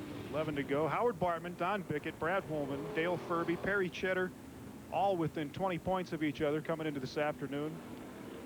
And the green drops. Vernon Hayne, Jeff Kroger, Dave Oliver, and Brad Wollman top 4 as they hit turn number 2. Vernon Hayne stretching it out a little bit in that number 1 car. Brad Wollman goes right back up on top. Kelly Harmelink in the 1 car has pulled it in. Kelly Harmelink was smoking pretty badly also on that last restart. And there's still some smoke coming out of Howard Baartman's car back there in the back of the pack. Yeah, I think he's got a wounded race car under him right now, trying to get back up to the front of the pack and win this season championship. 9 laps to go. Vernon Hayne hanging on to the lead. Wollman coming up in that number 9 car. He's challenging for second right now. The 69 is Scott Freed out of Madison. And now Wollman dips low off of that number 4 turn on the inside of Dave Oliveira on down the front chute, and he might have got second place away. Flagman Doug Clark signals they're halfway through the race, and that's quite a battle for second place between Oliveira and Wollman. Goes back up on top once again. Vernon Hayne continues to lead in the number 1 car. The 34, Dale Furby, along with Jeff Kroger, battling for 4th and 5th right now. Perry Cheddar is currently in 6th. Dan Jensen out of Humboldt, though, just goes by him. But back up at the front, there's Vernon Hayne in the blue 1 car. Coming off the 4th turn. Wollman on the outside. Side by side, a little bit of a contact. Vernon Hayne on the inside, Wollman on the outside. Vernon Hayne uses up just a little bit too much racetrack off that number 2 turn, and Wollman had to back off that throttle. And still some smoke. You can see now a lot of smoke coming out of the back of Howard Baartman's car. He's running in 10th place right now, 11th place. There's your leader, Vernon Hayne. Wollman challenging. Now he's going to dip her low. We got a car, and Mike Grass just does get out of the way in turn 4. And did the yellow come out or not? No, no yellow. Doug he got her out of the way in keeps time. It green. Vernon Hayne hanging on. Oh, he kept her letting. He's coming back up again, the 17 of Mike Grass. 4 laps to go. And now we have a yellow. Out. Big spin by Perry Cheddar spins in the number 4 turn. Perry Cheddar up in between 3 and 4. 4 laps to go. Cheddar looks like he's all right. Just did a couple cookies up there, and he's back on.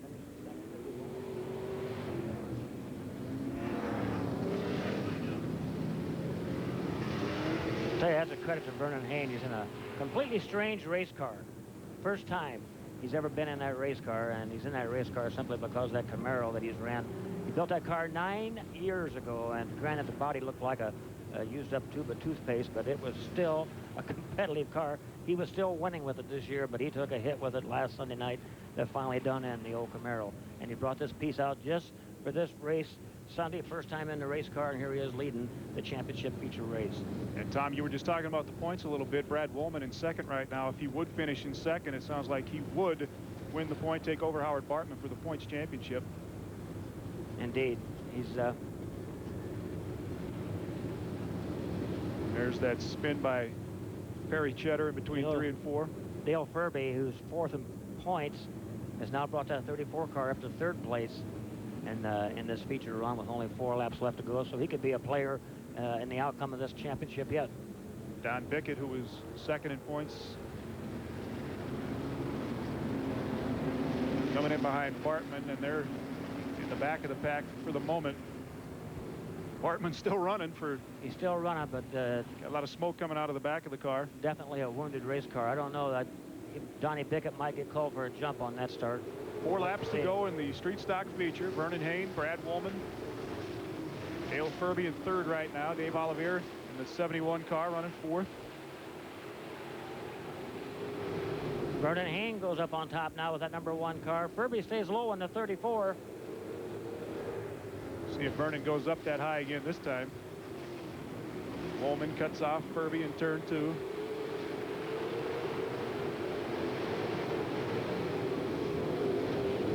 Hayne again high, and here comes Wollman on the inside. He's going to get him this time, I think. Look at the moisture left on the inside of that racetrack. I think that's what Dale Furby is looking for, as well as Jeff Kroger in the 80 car. Furby in that blue and gold 34 challenging Wollman now, as you said, on the inside, but Brad comes down and shuts white it off. flag coming out. 1 lap to go. Can Furby go get him? Staying low. Brad Wollman in the number 9 yellow car in the lead. There's Dale Furby, a little love tap. Here comes Hayne on the inside. Vernon isn't done yet. He came to race. He's going to finish 2nd.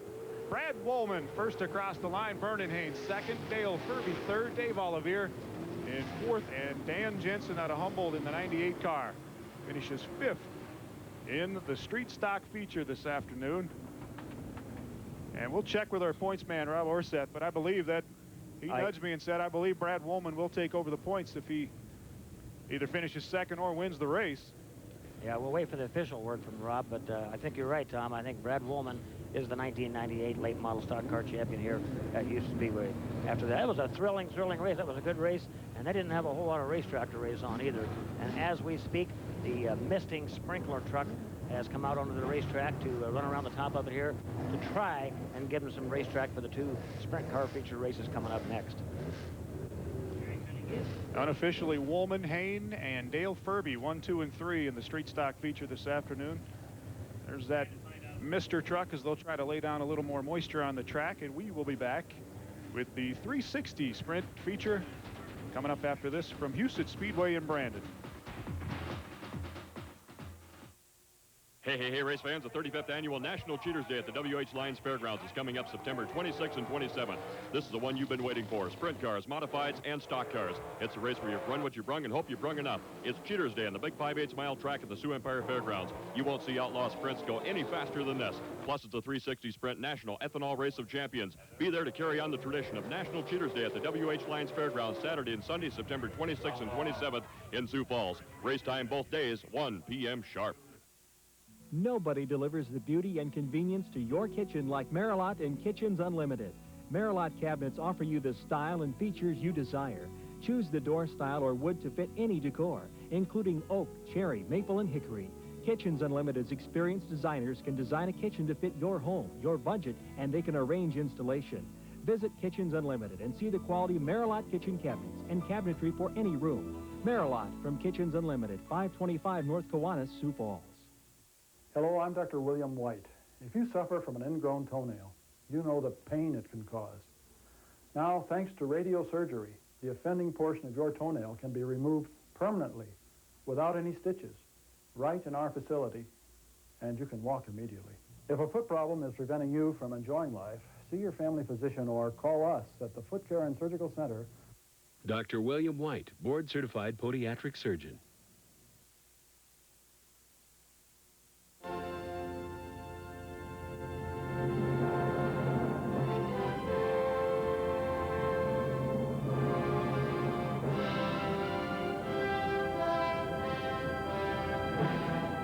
Escape to home theater. Stop into Entertainment Direct today. Our friendly expert staff can show you how a home theater can change your life. Really. With home theater components from B&W, Rotel, and Mitsubishi. Entertainment Direct. Who needs therapy? Excellent last couple of laps in that street stock feature. Brad Wollman out of Bridgewater wins it and takes over the points championship on the last day of the season. Let's kick it down to the pits, and John Wilson is standing by with Brad. John? All right, thanks, Tom. Brad Wollman, the points champion here in the late model street stocks. Congratulations, Brad. As we were talking before the race, this was up in the air right down to the start of this feature race, wasn't it? Yes, it was. I didn't know what was going to happen for sure. Talk a little bit about the race. You kind of just hung out, find the groove, and kind of looked like you ducked down underneath for those last couple of laps and took over. Well, I needed to go. I worked good on 1 and 2 on the high side and a little better in bottom down in 3 and 4, so I just went up there in 1 and 2 and on the bottom of 3 and 4 and got around the Vernon Hayne. So I know it was fun. It's kind of your third win out here at Husets. Talk about racing out here at Husets Speedway. A lot of people like this track. It's a fun racetrack. It dries out a little bit, and today it was dry. Of course, it's the afternoon show and stuff, but your car's got to work good, and our car's been working pretty good all year. So, and I thank the crew and everybody for that. So you got to change your strategy a little bit too, driving in the afternoon rather than in the evening. Well, not really. I set it up the same as what we did during evening shows, but I think because they watered it down pretty good, there was some cushion up there, so that helped quite a bit. Okay, Brad, congratulations once again. Brad Wollman, your points leader in late model street stocks. Back up to you guys. You got to have the setup, but it comes down to driving, doesn't it, Tom? It does indeed. And, Brad Wollman, he says he didn't really make a whole lot of changes. And that's true, because when Brad Wollman enters an automobile race, he enters every one of them to win, and he drives the wheels off of that race car. Interesting to hear him mention that he was dipping down in the corners. There's some moisture in the corners in some of this racetrack yet. And after that truck just made that misting pass, they made a couple of passes up on top. They also made a couple of passes down low on the inside of the racetrack. There might be something on the inside of this racetrack for these two sprint car features. When we're looking from up here and from on TV, can you tell anything by the color of the track, Tom? Can you tell anything from that where it looks lighter? Is it drier? Or does that make any difference? Usually if it's laying rubber down, you can very easily see that right in the middle of the racetrack. And from our vantage point where we're at here right now, I don't see any rubber on that racetrack yet, right in the middle.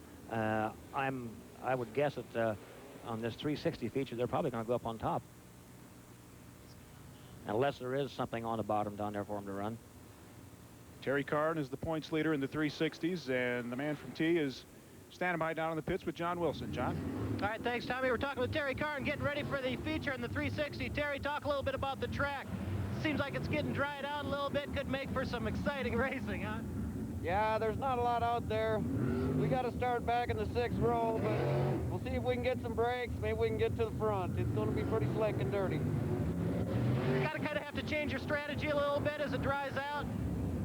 Yeah, this racetrack, it definitely isn't going to take, it isn't a power racetrack. It's more of a trying to finesse it and not blow the tires off it. A lot of fun racing out here at Husets, though, isn't it? Oh, yeah, I wouldn't miss it for the world. All right, Terry, good luck. Terry Karn, the points leader, the 360 sprints. Back up to you guys. All right, thanks, Johnny. Did you hear Terry say he's not going to try and punish those tires? This thing's got to live for at least 15 laps, so he's going to protect that right rear tire in that number 7 car. We were talking earlier about Matt Richard winning the IMCA titles out here. The car that Terry Karn is in is the car that Matt Richard won all those titles in. It's a 1997 Schnee-built automobile.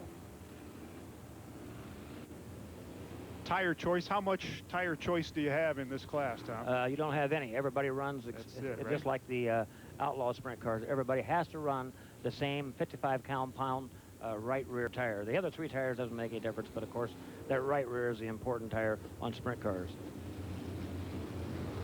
There's your grid for the 368 feature. Brad Nelson out of Brookings will start in the front row with John Miller, and as you said, Terry Karn, he finished 4th in his heat, but they redraw those top 12 spots, so Karn gets the 12th out of those 12 spots along Mike Ellingson on the outside of row 6. Wilson and Hammond on the row 2 there. Scott Folken, Kim Munafering out of Mitchell in row 3. Clint Garner and Chad Meyer out of Sioux Falls in row 4. Lyle Howie from Brookings, who's running both the 360s and the Outlaws this afternoon, along with Micah Schliemann. Micah Schliemann's won 10 features out here at Husets this year, Tom. Yeah, he's won 10 features, but the thing that hurts him in the point standings is early in the year he had a couple of mechanical failures, and he did not finish, and that really hurt him in the point totals. Excellent looking start off with a 4th turn. Johnny Miller from Plankington goes up on top, and a 24M car. This is a gambler car. He went to Pennsylvania and bought this race car, and then he dips low. He runs the low part of track in turns 3 and 4, and he'll be leader after 1 lap. Johnny Miller. We got a little bumping and grinding coming out of turn 4 down there. It was Terry Karn. Upside down hard in the first turn. Hard crash in the first turn. Brett Stegenga and Karn got hooked up first in turn 4, and now I'm not sure who it is out there, Tom, but Micah Schliemann in the number 9 car. And Clint Garner, he's climbing out of that race car. Good night, nurse. What a crash in the number 1 turn. I hope they got that on a replay. Young Clint Garner from Sioux Falls riding out a nasty, nasty spill in the first turn. And there is a testament to why they build the race cars the way that they do. The roll cage and the frame are all one part, and they are built to withstand the kind of punishment that Clint Garner just dished out in that number 40 car. Garner out of the car. Schliemann's car is right up in. There's just the tail end of it, and there's Garner's car right at the end of that roll. He went over a couple times, but you see Schliemann's car in the bottom left-hand corner. Safety crew right on it right away. There's Schliemann. It's a tough break, but for Clint Garner and for Micah, if Micah's out of the race. But again, the good Lord can have all the race cars he wants, but save us these brave young men. And Clint Garner is able to walk away from that, walk slowly back across the infield pit area, and he'll be able to laugh about this a little later on. Another look right at just the end of it. You can see that roll cage doing its job. And these guys, they're strapped in there, but the head is also stabilized somewhat, isn't it, Tom? Yes. So it's not whipping around, banging on the side of that cage? Right, and they have that net that they use. Guys all use that net so that their upper body will not get outside of that roll cage. They're secured with a lap belt, and they have a submarine belt and a shoulder harness, and they all, of course, have to have approved helmets, and they wear fire-retardant uniforms. So they are protected as much as they possibly can be, and it's because of the rules and the restrictions in sprint car racing that drivers are able to walk away from spills like that unscathed. Clint Garner uninjured, walking away after that terrible, terrible spill in the first turn. And we'll check on Terry Karn's car also when we come back. We're watching the season championships from Husets Speedway on KELO TV. Hey, you know where to find all the action, right? And you know who features the best buffet at the most affordable prices, right? You probably even know where to find the greatest free entertainment, too. But do you know where to stay when you're looking for the most luxurious rooms at prices that are too good to be true? That's right, Royal River Casino. Open 7 days a week, 24 hours a day. We never close. Tons of action, great food, free entertainment, and simply royal rooms. Conveniently located right next door at Royal River Casino Bingo and Motel in Flandreau. Wellness Clinic, we'll get right to the heart of it. We're your healthy alternative. An all-encompassing plan for the way you live. Feel rejuvenation with chelation therapy.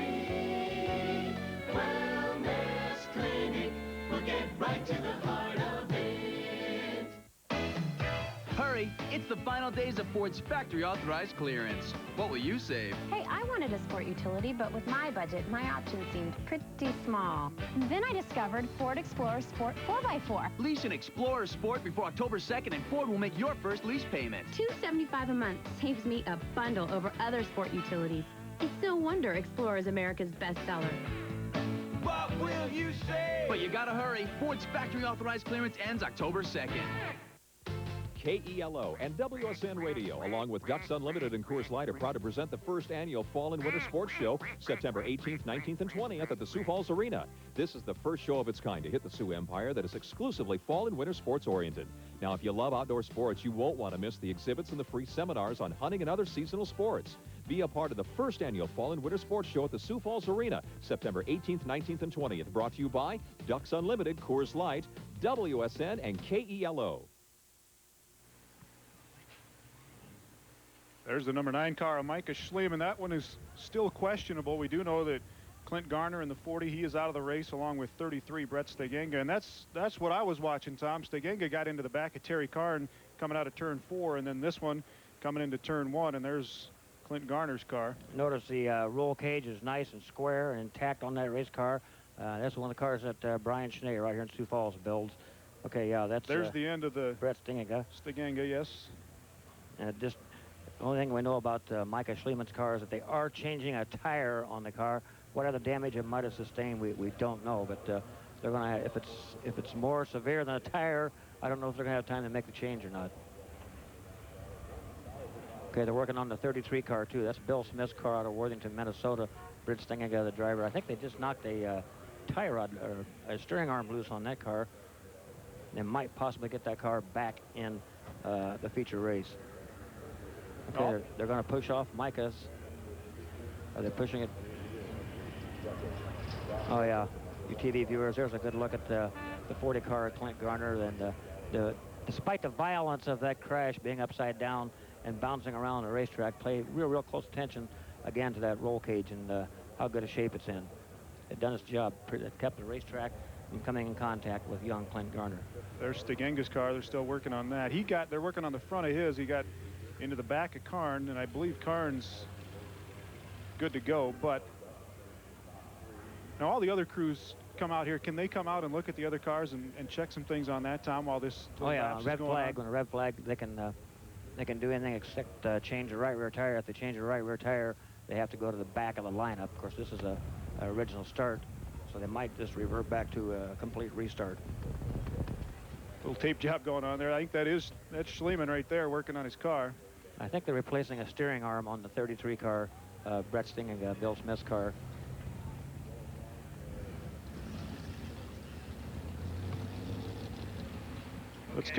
Let's kick it downstairs to John Wilson. Johnny, what's going on down there?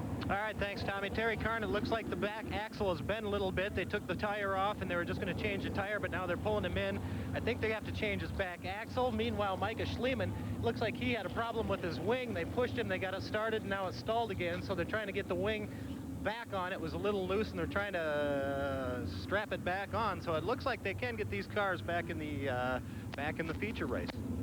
I'll tell you, if Terry Karn broke an axle on the back of that car, he's not going to restart this race. They cannot fix a broken axle in the length of time they have left to get back on the racetrack before this race restarts. And boy, what a tough break for Terry Karn, leading coming into this race and being eliminated in this early race incident.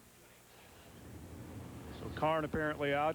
Garner is out. We know that. Schliemann is working on the wing right now, and they're pushing him off now. Schliemann's going to be back in the race. Stegenga, I don't see him at the moment, but they were still working on the front of his car. It's difficult to see what they're doing to the 7 car right where it's setting, but again, if the rear end or the axle broke in it, he's out. He won't be restarting this race. A tough break for Terry Karn. He came in with only a 24-point lead over Mike Ellingson before the start of this feature race.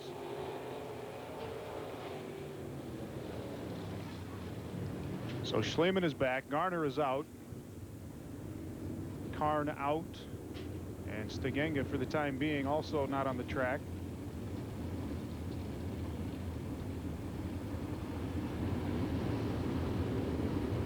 So it will be a complete restart, or do we count that first lap? What? It's a complete restart. It'd be a complete restart. Complete restart, all right. 15 laps here in the 360A feature. Terry Karn, points leader, out of the race after a crash in turn 4 in that first lap.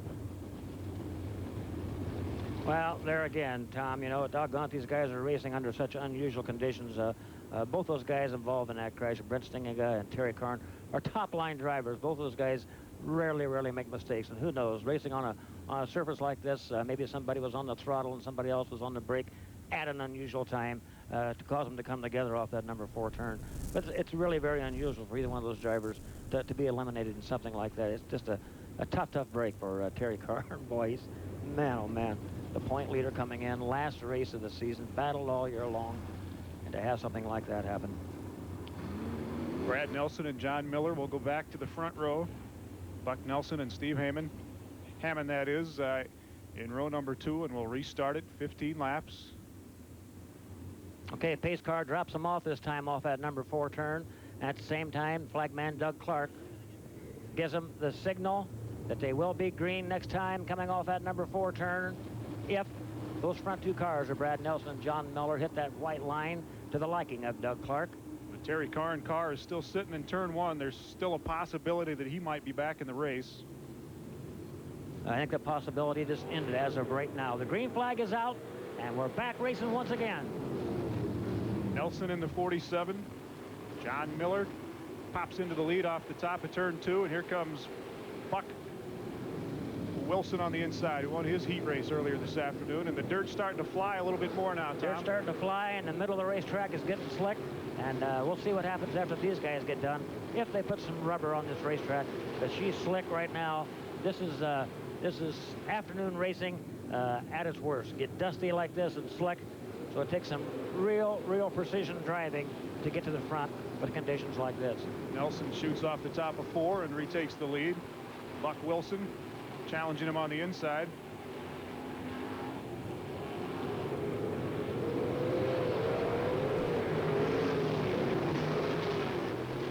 Mike Ellingson currently runs in 9th place in the number 2 car, and he was Terry Karn's closest competitor. He was 24 points in arrears when this feature race started, and he's got to progress farther ahead than that. 40 points to win the feature, so that would close the gap anywhere in the top 10 for Ellingson. Brad Nelson hanging on to the lead. Buck Wilson. Okay, Brad Nelson is choosing the route up on top, and Buck Wilson chooses the route low and on the inside to the corners, and we're going to see which one will pay the dividends at the end of the race. Buck Wilson searching for some racetrack down on the inside, and Brad Nelson using that right rear against whatever cushion is left up on top of the racetrack.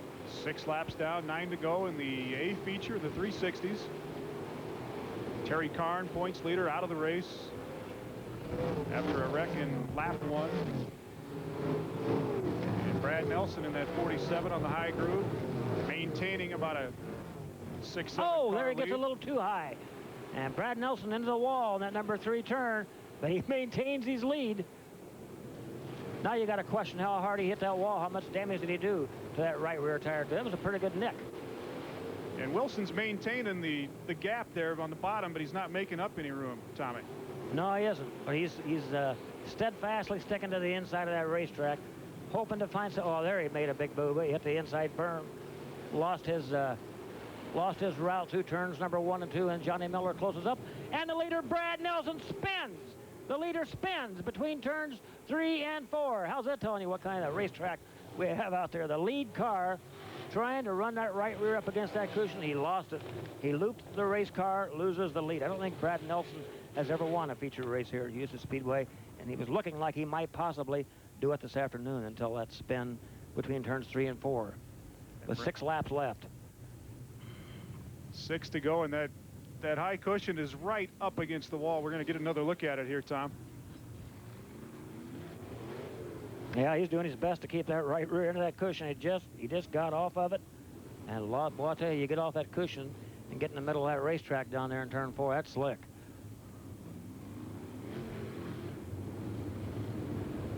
But as you've been talking about, there's about 4 feet at the bottom and about 4 feet at the top of the track, and that's about it right now. Now, there's a little more cushion left in the first and second turn than there is in the third and fourth turn. And, of course, the Outlaw guys, they have a few more tricks in their toolbox, and they can set their chassis up a little bit different, but I would almost bet that the top runners are going to go up on top of this racetrack at the beginning of the Outlaw feature race coming up. So Brad Nelson, in one spin, goes from first to last, and they're pushing Terry Karn out of the... Or are they just going to push him back into his stall? We're not sure. Mike Ellingson, second place in the point standings, runs 8th with 6 laps to go. And he's going to have to hang that leg into the 6th injector if he's going to win this race or win the point title. Green again, 6 laps to go. Buck Wilson in the lead. Johnny Miller up on top, and the number 24 M Gambler. Here comes Kim Munnefaring low and on the inside. Munnefaring in the 31, the white car right there on the inside. Miller in the 24 red, and Buck Wilson in that purple number 3. Yellow flag again, and it's again Brad Nelson in car number 47, almost in the exact same place. About 10 feet short of where he was last time. Yeah.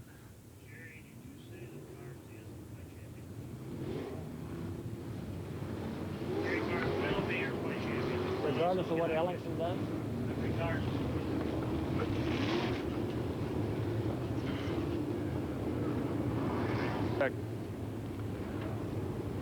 All right, just been informed, Thomas, that, yeah. that Mike Ellingson cannot win the points. Terry Karn will win it, regardless of what Ellingson does. I believe John Wilson is down in the pits with Terry Karn. Let's kick it down to John. Johnny? All right, thanks, Tommy. Terry Karn, we just learned you're the points champion. It's kind of hard to believe after that last lap you just ran. Yeah, I was pretty worried. We just got into some trouble over there. Somebody got in my right rear and it broke an arm, and we just didn't have time to get it fixed. But it's a lot harder sitting in here to watch the race than it is out there when you're racing. And I saw you were pretty disappointed when you got out of the car, but you got some good news once you got out of it, didn't you? Yeah, the point title meant a lot to us. We've been trying this for a lot of years to win here. I really want to try to do good in this race, but we'll take the point title and try next year. The car was running good and everything was going fine for you up to that point. Yeah, I think the car would have been a good car. We only got a lap to really try it, so it's hard to say, but I think we would have had a pretty decent car. All right, Terry Karn, congratulations. Points champion, 360 sprinters. Guys, back up to you. All right, thanks, John. And he's happy but not happy. You know, well, you got to yeah, be... He broke a torsion bar arm. That's what the problem was. And, yeah, I'm sure he's disappointed in not being able to run this final race. But I'll tell you what, he will be known forever as the 1998 360 Sprint Car champion at Husets Speedway. John Miller on the high side. Buck Wilson trying that low side still. Munnefaring in the 31 car, the white car, hanging in there in third. 5 laps to go in the A feature. Terry Karn, the points champ, knocked out in the first lap along with Clint Garner, Brett Stiganga. You might notice at the inside of that racetrack, Buck Wilson actually just coasts around that corner. He's gone through the corner slower than John Miller up on top of the racetrack. It's hard to believe, but he's going slower, but he's actually ahead of John Miller. But watch him, he'll get off the throttle bar right there. He just slowly coasts on the inside. Look at Miller up on top. He's not having any of it. He came to race. There's 3 laps to go. If Johnny Miller's going to do anything on top of this racetrack, he better pull out all the punches and do it right now. Wilson got a little bit of too much of the dirt there, closed the gap. Miller did. 2 laps to go. Montefering hanging in third, but it's a two-man race right now between Buck Wilson in the 3-car, John Miller in the 24M. White flag is out. One lap to go, and as a white, Miller is the leader under the white flag. This is going to be a dandy. Johnny Miller up on top, Buck Wilson low and on the inside. 1 corner to go. See if Miller can slingshot to the win. Side by side off of the 4th turn, Johnny Miller. And I'm going to tell you what, Tom, those Outlaw guys that are going to run the next feature had a lot of eyeballs watching this race, watching where they were running. Everybody down there come out, stood on the end of the pit apron, and were watching that race, trying to get some ideas on what to do for their upcoming 25-lap feature race. John Miller out of Plankinton. They got him with 2 laps to go. The white flag lap just did get by Buck Wilson, and then the final lap, 15 laps. And Johnny Miller wins it this afternoon. Buck Wilson second in the 360A feature. Terry Karn, though, is the points champion this year at Husets Speedway. The man from T did not finish here in the feature, was knocked out in that first lap wreck along with Micah Schliemann, who did get back into the race. But Karn, even though he doesn't finish today, is your points champion for 1998. And we are setting it up for the Outlaw feature. 25 laps, and we'll do it after this.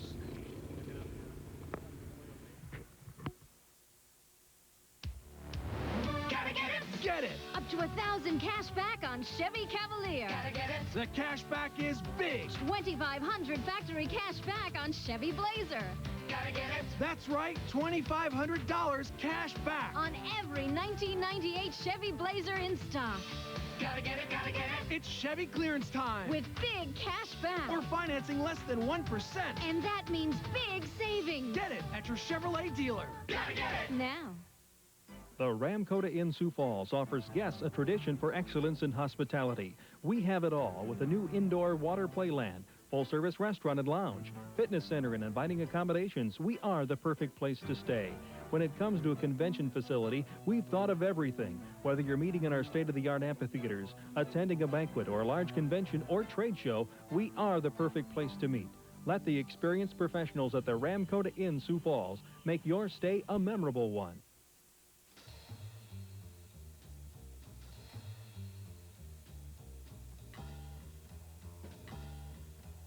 If you don't live in town, you know that traditional cable comes up short. With Sioux Valley Wireless, you can get 31 of the most popular cable channels sent to your home direct. No cable, no satellite dish, and no set-top equipment. No problem. Sioux Valley Wireless, clearly better cable TV. To subscribe, call 1-800-616-SVTV. What did you do to the car? Going racing at Husets. You put that car back the way it was. Need parts to get back on track? Nordstrom's Auto Recycling of Garrettson has a full line of quality recycled parts to get you going again. From taillights to engines, we have what you need with a 99-day guarantee. Take Interstate 90 to the first exit east of Sioux Falls, exit 402, 5 miles north, 2 miles east, and you're here at home with the 99-day parts warranty. All right, Tom Neiman, Tom Savage, John Wilson, and the fabulous KELO crew back at Husets Speedway in Brandon, where that was a pretty fabulous finish. John Miller slingshots out of turn 4 on the final lap to overtake Buck Wilson in the 360A feature. Take another look here. Up in the right-hand corner of your screen, you're going to see Mike Ellingson. This was on the final lap, I believe. He comes spinning out of there, out of turn 2, trying to ride that low. Keeps her lit. These cars don't have starters in them, of course, and he keeps it lit and gets right back in the action. And then here's the finish. There's John Miller in the 24M. He's on the high side. Buck Wilson out of Sioux Falls is on the low side as they swing it into turn 4. That is classic afternoon racing action. 2 grooves. John Miller up on top, that right rear right against that cushion. And Buck Wilson down low and on the inside looking for anything he can get a hold of down there. Coming off the 4th turn, they're going to come together side by side down the front chute for a classic finish at the Husets 98 Championship. Would have been 13 laps. That low side would have hung on for Buck Wilson. But let's kick it down low to John Wilson. John? All right, thanks, Tommy. Looking at John Miller of Plankington. Heck of a race, John. Heck of a last lap. Oh, thank you very much. Buck, he ran a heck of a race, and I wanted to get down and run low, and I couldn't do it. It was one of those things I had to stay high, and the car finally, the last 5 or 6 laps came around, and I got to thank the crew and everybody. It was fun, a lot of fun. Talk a little bit about your year. You've been having a pretty good year. It's the second win out here at Houston. It's a second win here. We've had some ups and downs. We've crashed 3 or 4 times, blew up a motor, but the last month it's really come around super. It's been great. This final race, a lot of traffic out there. Was it tough finding your groove here toward the end? Yeah, it was. There was really about only 2 places to run. Buck had one and I had the other, and I just had to stay there, I guess, and it worked out for us this time. All right, John Miller, congratulations. Winner of the 360 Sprint feature. Of course, Terry Karn, your points champion for 1998, guys. All right, well, Tom, as he said, he didn't have much choice, but it turned out to be a good choice on that high side. Johnny Miller took what was left and done the best of it. Nice young man, makes a long tow every week from Plankington. Excellent feature winner. Outlaw Sprints A feature coming up right after this. KELO Rental has the tools you need for any job. Big or small, they have it all. Aerator, seeder, lawn comber, tiller, mower, or trencher, they have the right equipment for the job. Need a trailer? No problem. Just choose your size. From tents to an inflatable jumping room to a bobcat. If you need it, KELO Rental has it. KELO Rental, 3501 South Minnesota, Sioux Falls. There's no typical person that falls behind in their bills. It happens to anyone in any occupation. And for a lot of reasons, it happens to people just like you. I'm using one credit card to pay off another. Well, you know the game, robbing Peter to pay Paul. All the bill collectors keep calling. I don't even want to answer the phone. Falling behind on bills can happen to anyone. Get back on track without bankruptcy. Call Consumer Credit Counseling Service. Don't wait. Call. We asked Catherine and David Martin to lend us their answering machine and try the US West voice messaging service. Catherine was thrilled because now she can talk on the phone and still get messages. David was delighted because now he can get messages without worrying about broken tapes or muffled messages. So it's no surprise that when we tried to return their old machine, they didn't seem a bit interested. US West. Life's better here. The name to know in transmissions is J. Eggy Automatic Service. For over 45 years, their name has been synonymous with automatic transmissions. Their highly trained technicians have the knowledge to work with the computer technology of today's cars. Don't trust just anybody to fix your transmission. Go to J. Eggy Automatic Service, 1.5 miles east of Sioux Falls on East 10th. Call 332-8338 today.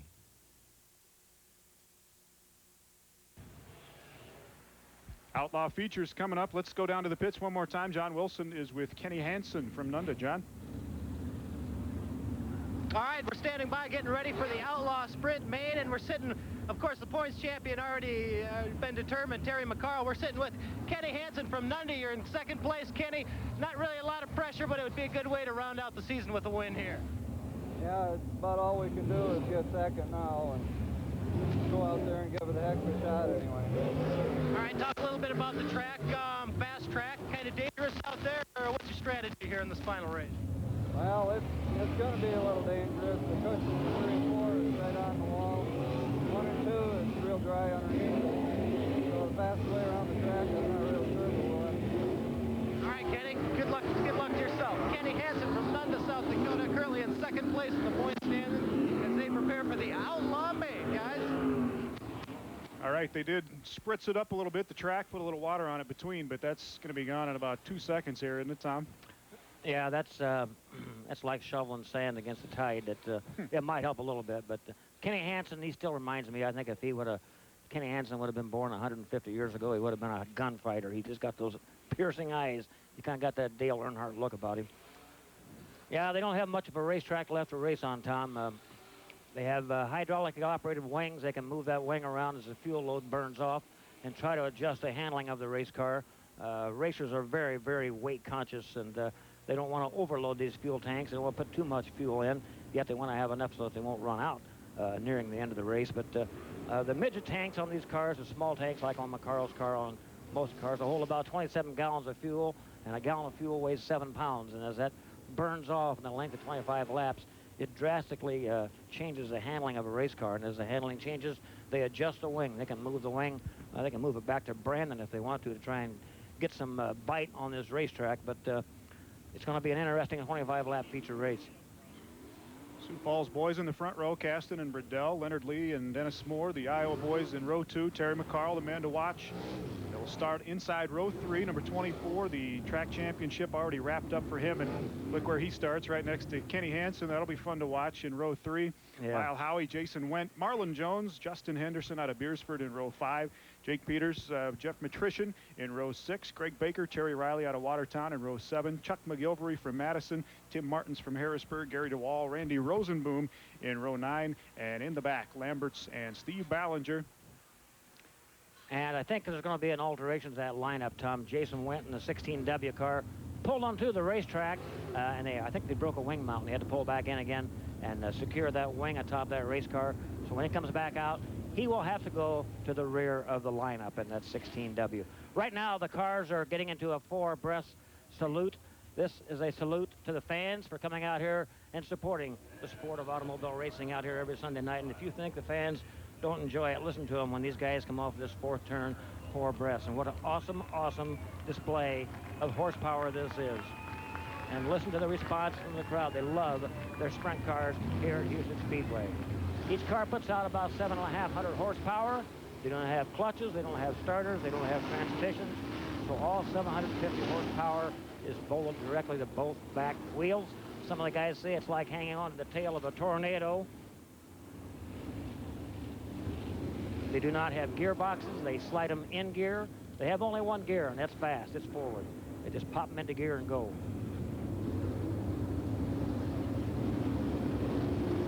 All right, the pomp and pageantry is now behind them. They fall back into their 2 abreast lineups. So many times we've said it, Indianapolis for the rear engine cars and Daytona for the stock cars, but this is the most exciting moment in all of automobile racing. Sprint cars for the flying start off the number 4 turn. The 1998 season championship underway. Chad Riddell, the early leader in the 25 car. Dennis Moore in the 11 coming out of the 2nd row. He's currently 2nd right now. There's 16L, Leonard Lee and Jeremy Kasten in 4th right now. Terry McCarl is on the outside of Kenny Hansen in that 5th and 6th position at the moment. 25 laps, 20 cars. Terry McCarl getting really high off of that number 4 turn on the opening lap. Dennis Moore Jr., the young man who wears an earring, leading the race right now in Dave Eckern's number 11 car. So here comes Leonard Lee low and on the inside, challenging Chad Riddell for 2nd. The Iowa boys, 2 of the top 3 spots. Lee and Moore in the lead right now. Kenny Hansen running in 4th. Terry McCarl getting a challenge from Kasten. Kasten stays in 5th. McCarl running 6th right now. Justin Henderson out of Beersford in 5th. Lyle Howie in the 55 car in 8th right now. Tell you, Dennis Moore Jr., the young man leading this race, using that cushion to perfection off of the number 4 turn, puts that right rear right against it, smoothly comes off of that 4th turn down the front chute. Now the next test comes, Tom, when they get into lap traffic. It gets a little trickier then, doesn't it? And it's coming up real quick. They should be catching lap traffic in about another lap. Terry McCarl is going backwards, believe it or not. He's back to 7th place in the number 24 car. Ian Kasten battling for 7th. Marlon Jones right behind them.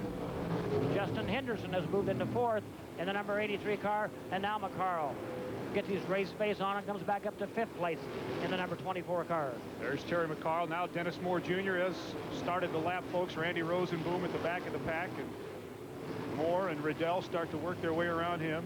Leonard Lee still running in 3rd as you take a look down the front straightaway. The only driver in the top of the order that continues to run on the inside of the racetrack is Kenny Hansen, the number 4, and that might be a really, really smart move early in the race, because he is not punishing that right rear tire like those guys are that are up running on that cushion. 16 laps to go. Oh, Terry McCarl hauled her in that time hot and heavy, up over the cushion a little bit, but he gathered it all back up. Dennis Moore Jr. hanging on to the lead. Chad Riddell 2nd. Leonard Lee third. Justin Henderson still running in fourth. Terry McCarl in sixth. He's right behind Kenny Hansen. Marlon Jones right behind him. Okay, on that lap in the first turn, Dennis Moore Jr. in the number 11 car was starting to smoke that right rear tire. Let's see if it does it again this time. That means he's wearing her down. If he goes into the first turn, just a little bit of wisp of blue smoke coming off that right rear on the number 11 car. We're halfway through the final feature race of the 1998 season. Dennis Moore Jr. from Gunnell and the Dave Eckert car, the leader. Again, back up on top, right rear against the cushion. Smooth sailing all the way around 1 and 2 down the back chute. 11 laps to go. Once Dennis Moore Jr. hits the flag stand, he stays in the lead. Chad Riddell second, about 6 cars back. Leonard Lee in third.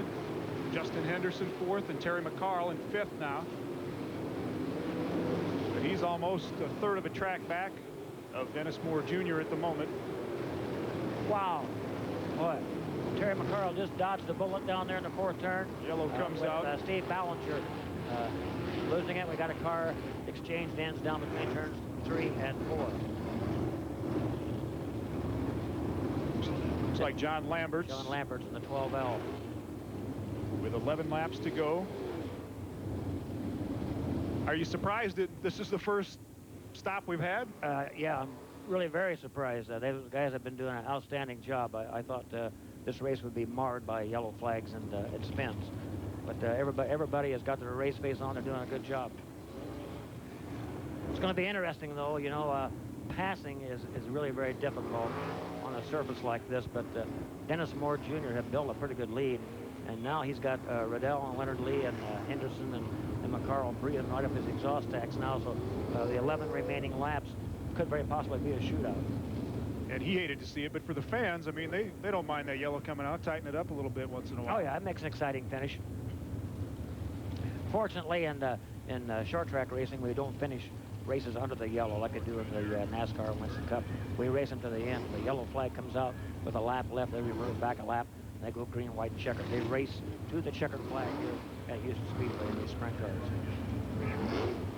So it'll be Moore, Riddell, Leonard Lee, Henderson in fourth. Terry McCarl will start fifth here in the restart. Kenny Hansen right behind him.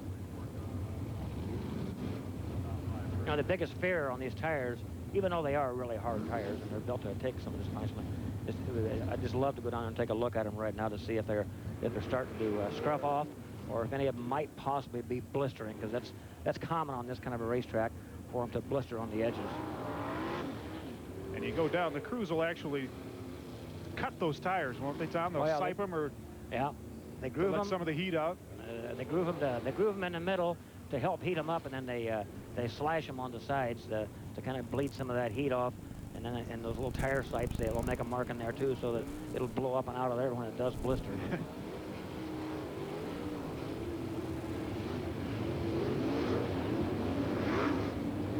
11 laps to go in the Outlaw feature. 11 laps to go, and boy, look how wide the racetrack is down there in the fourth turn. If they're going to run the cushion down there, we were talking earlier in the telecast about coming off that fourth turn. Some of the drivers say they have the sensation of driving into a tunnel because the racetrack gets so narrow off that fourth turn. Any of those guys who are brave enough to go up and run that cushion off that fourth turn, it's going to be a handful. And all those guys in the top four were running high. Kenny Hansen, we'll see if he goes back down low. Maybe he's the only guy that was running that low cushion. Well, if he was doing it to conserve his tires, now's the time to show what he has, because there's only 11 laps left, and he's resting back in 6th place. Doug Clark does give him the signal this time by that the next time around they will be on the green flag. There's 11 laps left of the 1998 racing season here at Houston Speedway, and Dennis Moore Jr. and Dave Eckern's 11, the leader. And the yellow flag comes back out again. So we'll go one more lap. John Lamberts, by the way, who did spin out there between 3 and 4, is back in. He's at the back of the pack.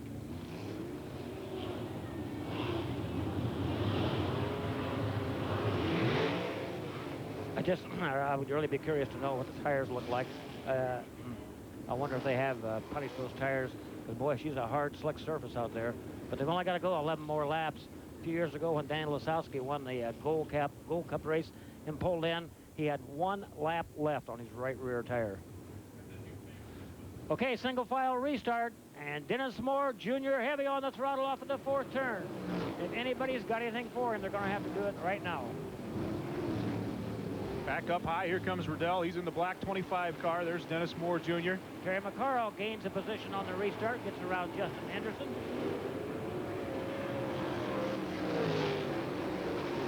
Marlon Jones sneaks by Kenny Hansen for 6th place. And Justin Henderson's going to battle for that position side by side with McCarl in a backstretch. McCarl now does get the edge in turn number 4. Moore opening up a bit of a gap on Riddell. Leonard Lee in 3rd. And then McCarl and Henderson. 9 laps to go. Kenny Hansen has gone backwards in the number 4 car from his 6th place on that restart. Marlon Jones in 5th, Jake Peters 6th. Kenny's back in 9th place in the number 4 car now. Terry Riley out of Watertown running up in the top 8. Jeremy Caston and Hansen in the top 10. But Dennis Moore Jr. widening out that lead. They're going to get into lap traffic probably on the next lap. 7 laps left to go in the feature. Dennis Moore, excuse me, Tom. Dennis Moore Jr. has now come down off of that cushion in the number 4 turn and runs right in the middle of the racetrack. He has the last 3 laps in a row. Let's watch it this time and see. Again, he dips low. He's clear down on the inside of the racetrack in that number 11 car now. As is the remainder of the top 5. They're getting off of that cushion, running right in the middle of that racetrack. There's probably some rubber in the middle of that racetrack that they can get a hold of down there in the number 4 turn. They're still running the cushion in turns 1 and 2. Moore has lengthened that lead just a bit over Chad Riddell. He's a rocket. You know, he hooked up with Dave Eckern about mid-season this year, and they really gelled. They just ran very, very well together. And he says they're talking about next year already with a full-blown effort out of the Dave Eckern stable with Dennis Moore Jr. At the controls. High in 1 and 2, and then sneak back down low in 4, and he's got that working right now, Tommy. Yes, he does. He's just as smooth as he can be, and unless something unforeseen comes up, it looks like, whoa. Steve Ballinger goes a little high in 2. The white flag should be coming out for Dennis Moore Jr. off of the 4th turn this time around. Off of that 4th turn, he does get the white flag. Well, 1 more lap to go for the young man from Grinnell, Iowa. Whoa, does he ever make a move? He went low, got into that slick racetrack, slid clear to the wall, took a deep breath, and he gathered it all back up off of the 4th turn. Dennis Moore Jr. wins the final race of the 1998 season at Houston Speedway. Dennis Moore, Chad Riddell 2nd, Leonard Lee 3rd. And he just left no doubt about it, you know. Even off the restart. Sterling performance. Excellent job. Excellent job. Should get one of our infield cameras down there to take a look at the right rear tire on that 11 car. Be interested to see what he's got left. We're going to do that just for you. All right. We want to see those tires, too. We'll try to talk to Dennis Moore Jr. and we'll be back to Husets right after this. To show Norwest customers how much we appreciate them, there isn't much we wouldn't do. We could go fishing on beautiful Lake Hawaii and have a picnic on the beach. I'd love to take you riding on the Mickelson Trail. It's about people. Norwest. It's about friends. Norwest. I'd put some steaks on the grill, relax, and get to know you better. It's about people. Hey, what's going on? Oh, wow. Oh, boy, this looks great. I wonder where this is. Oh, that's where the action is. Right next door at Royal River Casino. I should have known. The best entertainment, the best food at great prices, and the hottest gaming action around. Right next door, Royal River Casino in Flandreau. It's simply royal. This ad said we'd have a great view of the field and we'd be close to all the tackles. Let me see that ad. It says sit close enough to catch all the tassels, not tackles. There has to be a better way to catch an NFL game around here. That reminds me, not only does Jackrabbit offer lower level seats to every Vikings game, They also have tours to Chiefs and Cornhuskers. We should have used Jackrabbit. They are the NFL connection. Are you sure this is the Metrodome? When you're serious about quality eye care or want the latest fashion eyewear, come to Optometric Clinic. Outdoor living is even better with sunglasses by Ticini or Brooks Brothers with transition lenses, the lightweight lens that's right in any light. Eye examinations by Dr. Billers, Dr. Kessinger, and Associates, or just bring in your prescription today and enjoy new glasses tomorrow. Optometric Clinic, where the difference is clear. The difference is care. Rob, I'm glad you're here. Back at Brandon, Dennis Moore Jr. out of Grinnell, Iowa, has just finished a very impressive, that's pretty impressive too, but Moore was very impressive down on that track. Let's go down and take a look at that tire and talk to Dennis Moore Jr. John? All right, thanks, Tommy. Dennis Moore Jr., congratulations. Winner of the Outlaw Sprints feature race here. Talk a little bit about the race. Pretty clean race for you guys out there. Yeah, the track was real wide. It was a little bit slick. It was a day show. The guys got the car just perfect today. Motor ran good, got a little hot, but you know, we got to thank the sponsors. Tom Wilson, he supplies a lot of the parts and the motors for this thing, and Dave Eckern, he's the car owner. And we got Z Barth on board and Cargill. I guess if it wasn't for them kind of people, the car wouldn't be here. So, the credit goes out to them guys. Talk a little bit about the tires. How important is that on a day like this out here? Well, I mean, it really ain't that difficult because we have to run a spec tire, but more or less just getting the car set up for this slick conditions is the hard part. And we just, we got lucky. I mean, we picked the deal and we ended up winning it. Second win here at Husets. Like running out here? Yeah, I love this place. You're in traffic from start to finish. Makes a heck of a driver out of you, and I look forward to coming back. Okay, sounds good. Dennis Moore Jr., congratulations again. Guys, back up to you. All right, we're going to take one more break and be back to wrap up the season's points championships from Husets Speedway in Brandon. We'll be right back. Husets Speedway Season Points Championship is sponsored by your local Heartland Chevy dealers and Royal River Casino.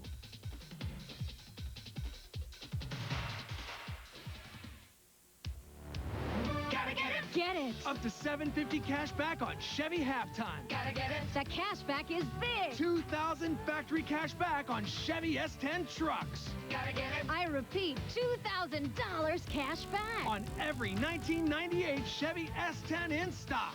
Gotta get it, gotta get it. It's Chevy clearance time. With big cash back. Or financing less than 1%. And that means big savings. Get it at your Chevrolet dealer. Gotta get it. Now. It's a mega huge mattress sale. Every mattress in the store is on sale. Today's your opportunity to buy mattress, Karn. If you've been mattress shopping, you've heard this song and dance. At Comfort King, we don't treat you like you were born yesterday. Instead, our qualified mattress technicians will help you find the perfect mattress. Comfort King is a mattress factory. We offer handcrafted mattresses direct to you without any of that middleman markup. Stop in today and see why Comfort King is the name to trust in mattresses. In Sioux Falls at 26th and Sycamore and in Fargo. The perfect way to improve your view is with Custom Shield wood windows and doors or Retrovision vinyl windows and doors from Kitchens Unlimited. Custom Shield windows and doors are a fitting choice. These wood replacement windows feature a beautiful wood interior in your choice of 5 woods with a maintenance-free aluminum-clad exterior. Retrovision windows and doors are custom-made vinyl window for a precision fit. Replacement windows and doors from Weather Shield, the leader in the window industry. Available at Kitchens Unlimited, 525 North Kiwanis, Sioux Falls. Your office is where you spend most of your day. You want to furnish it the most practical way. Interstate Office Products offers solutions in office interiors. They can design an office setting to fit today's business environment to fit your business environment. Solutions for business, solutions that work for you. Better value, better service. That's the way that we find your business. Interstate Office Products.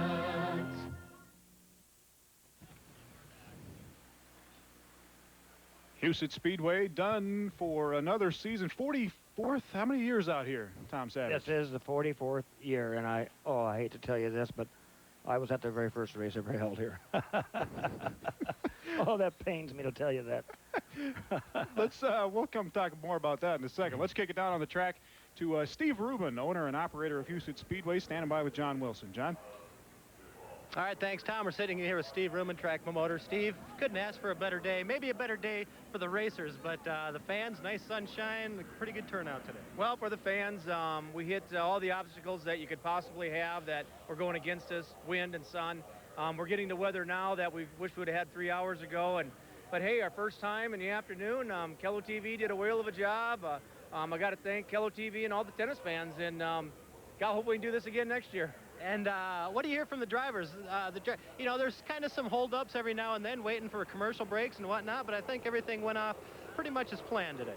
Not a problem. Everybody had a pretty good time. They understand what we go through to do a live TV show, and they're excited for their sponsors and our sponsors also. But we had a good time, and I hope we can do it again. And it was a great day. Another good season out here at Husets. Talk a little bit about the year out here.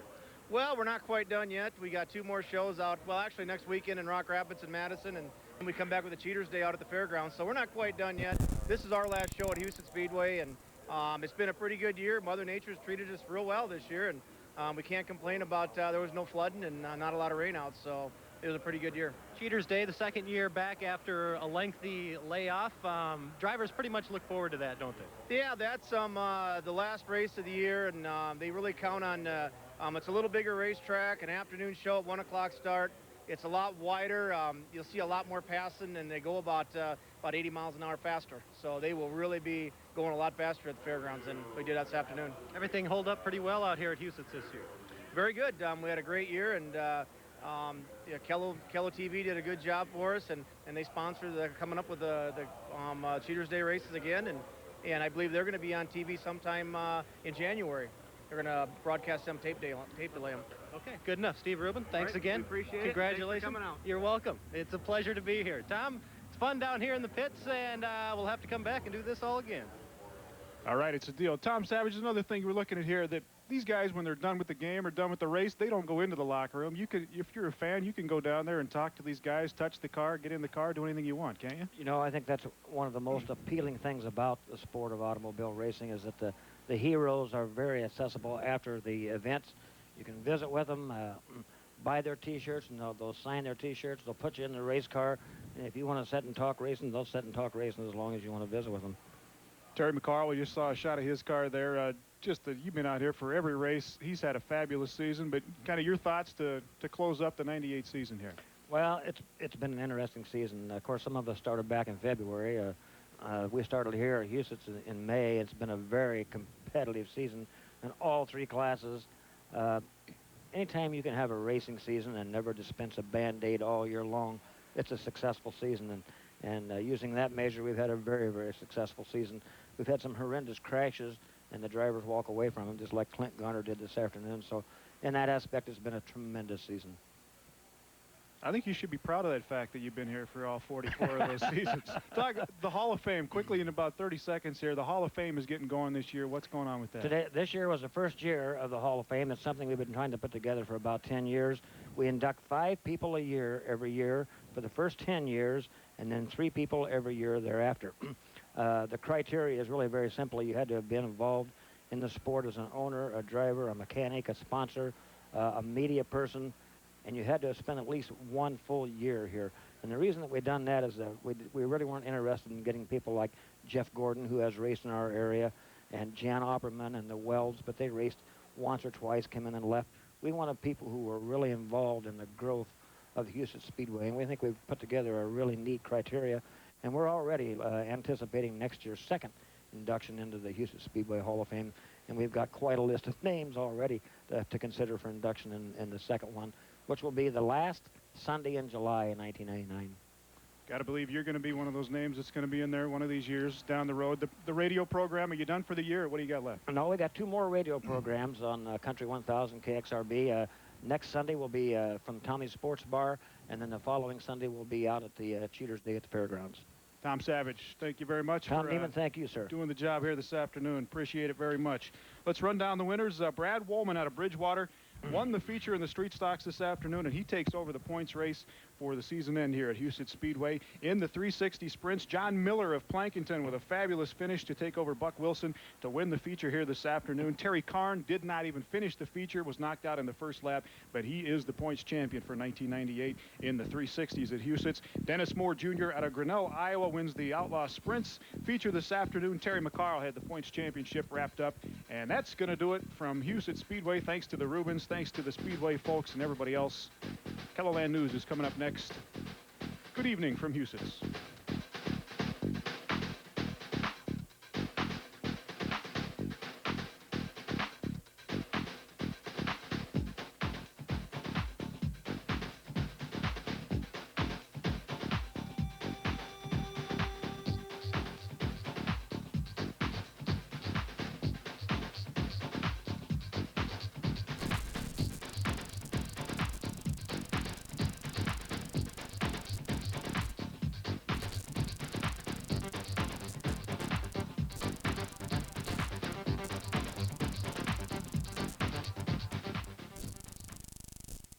Where is all the action? Where is all the fun?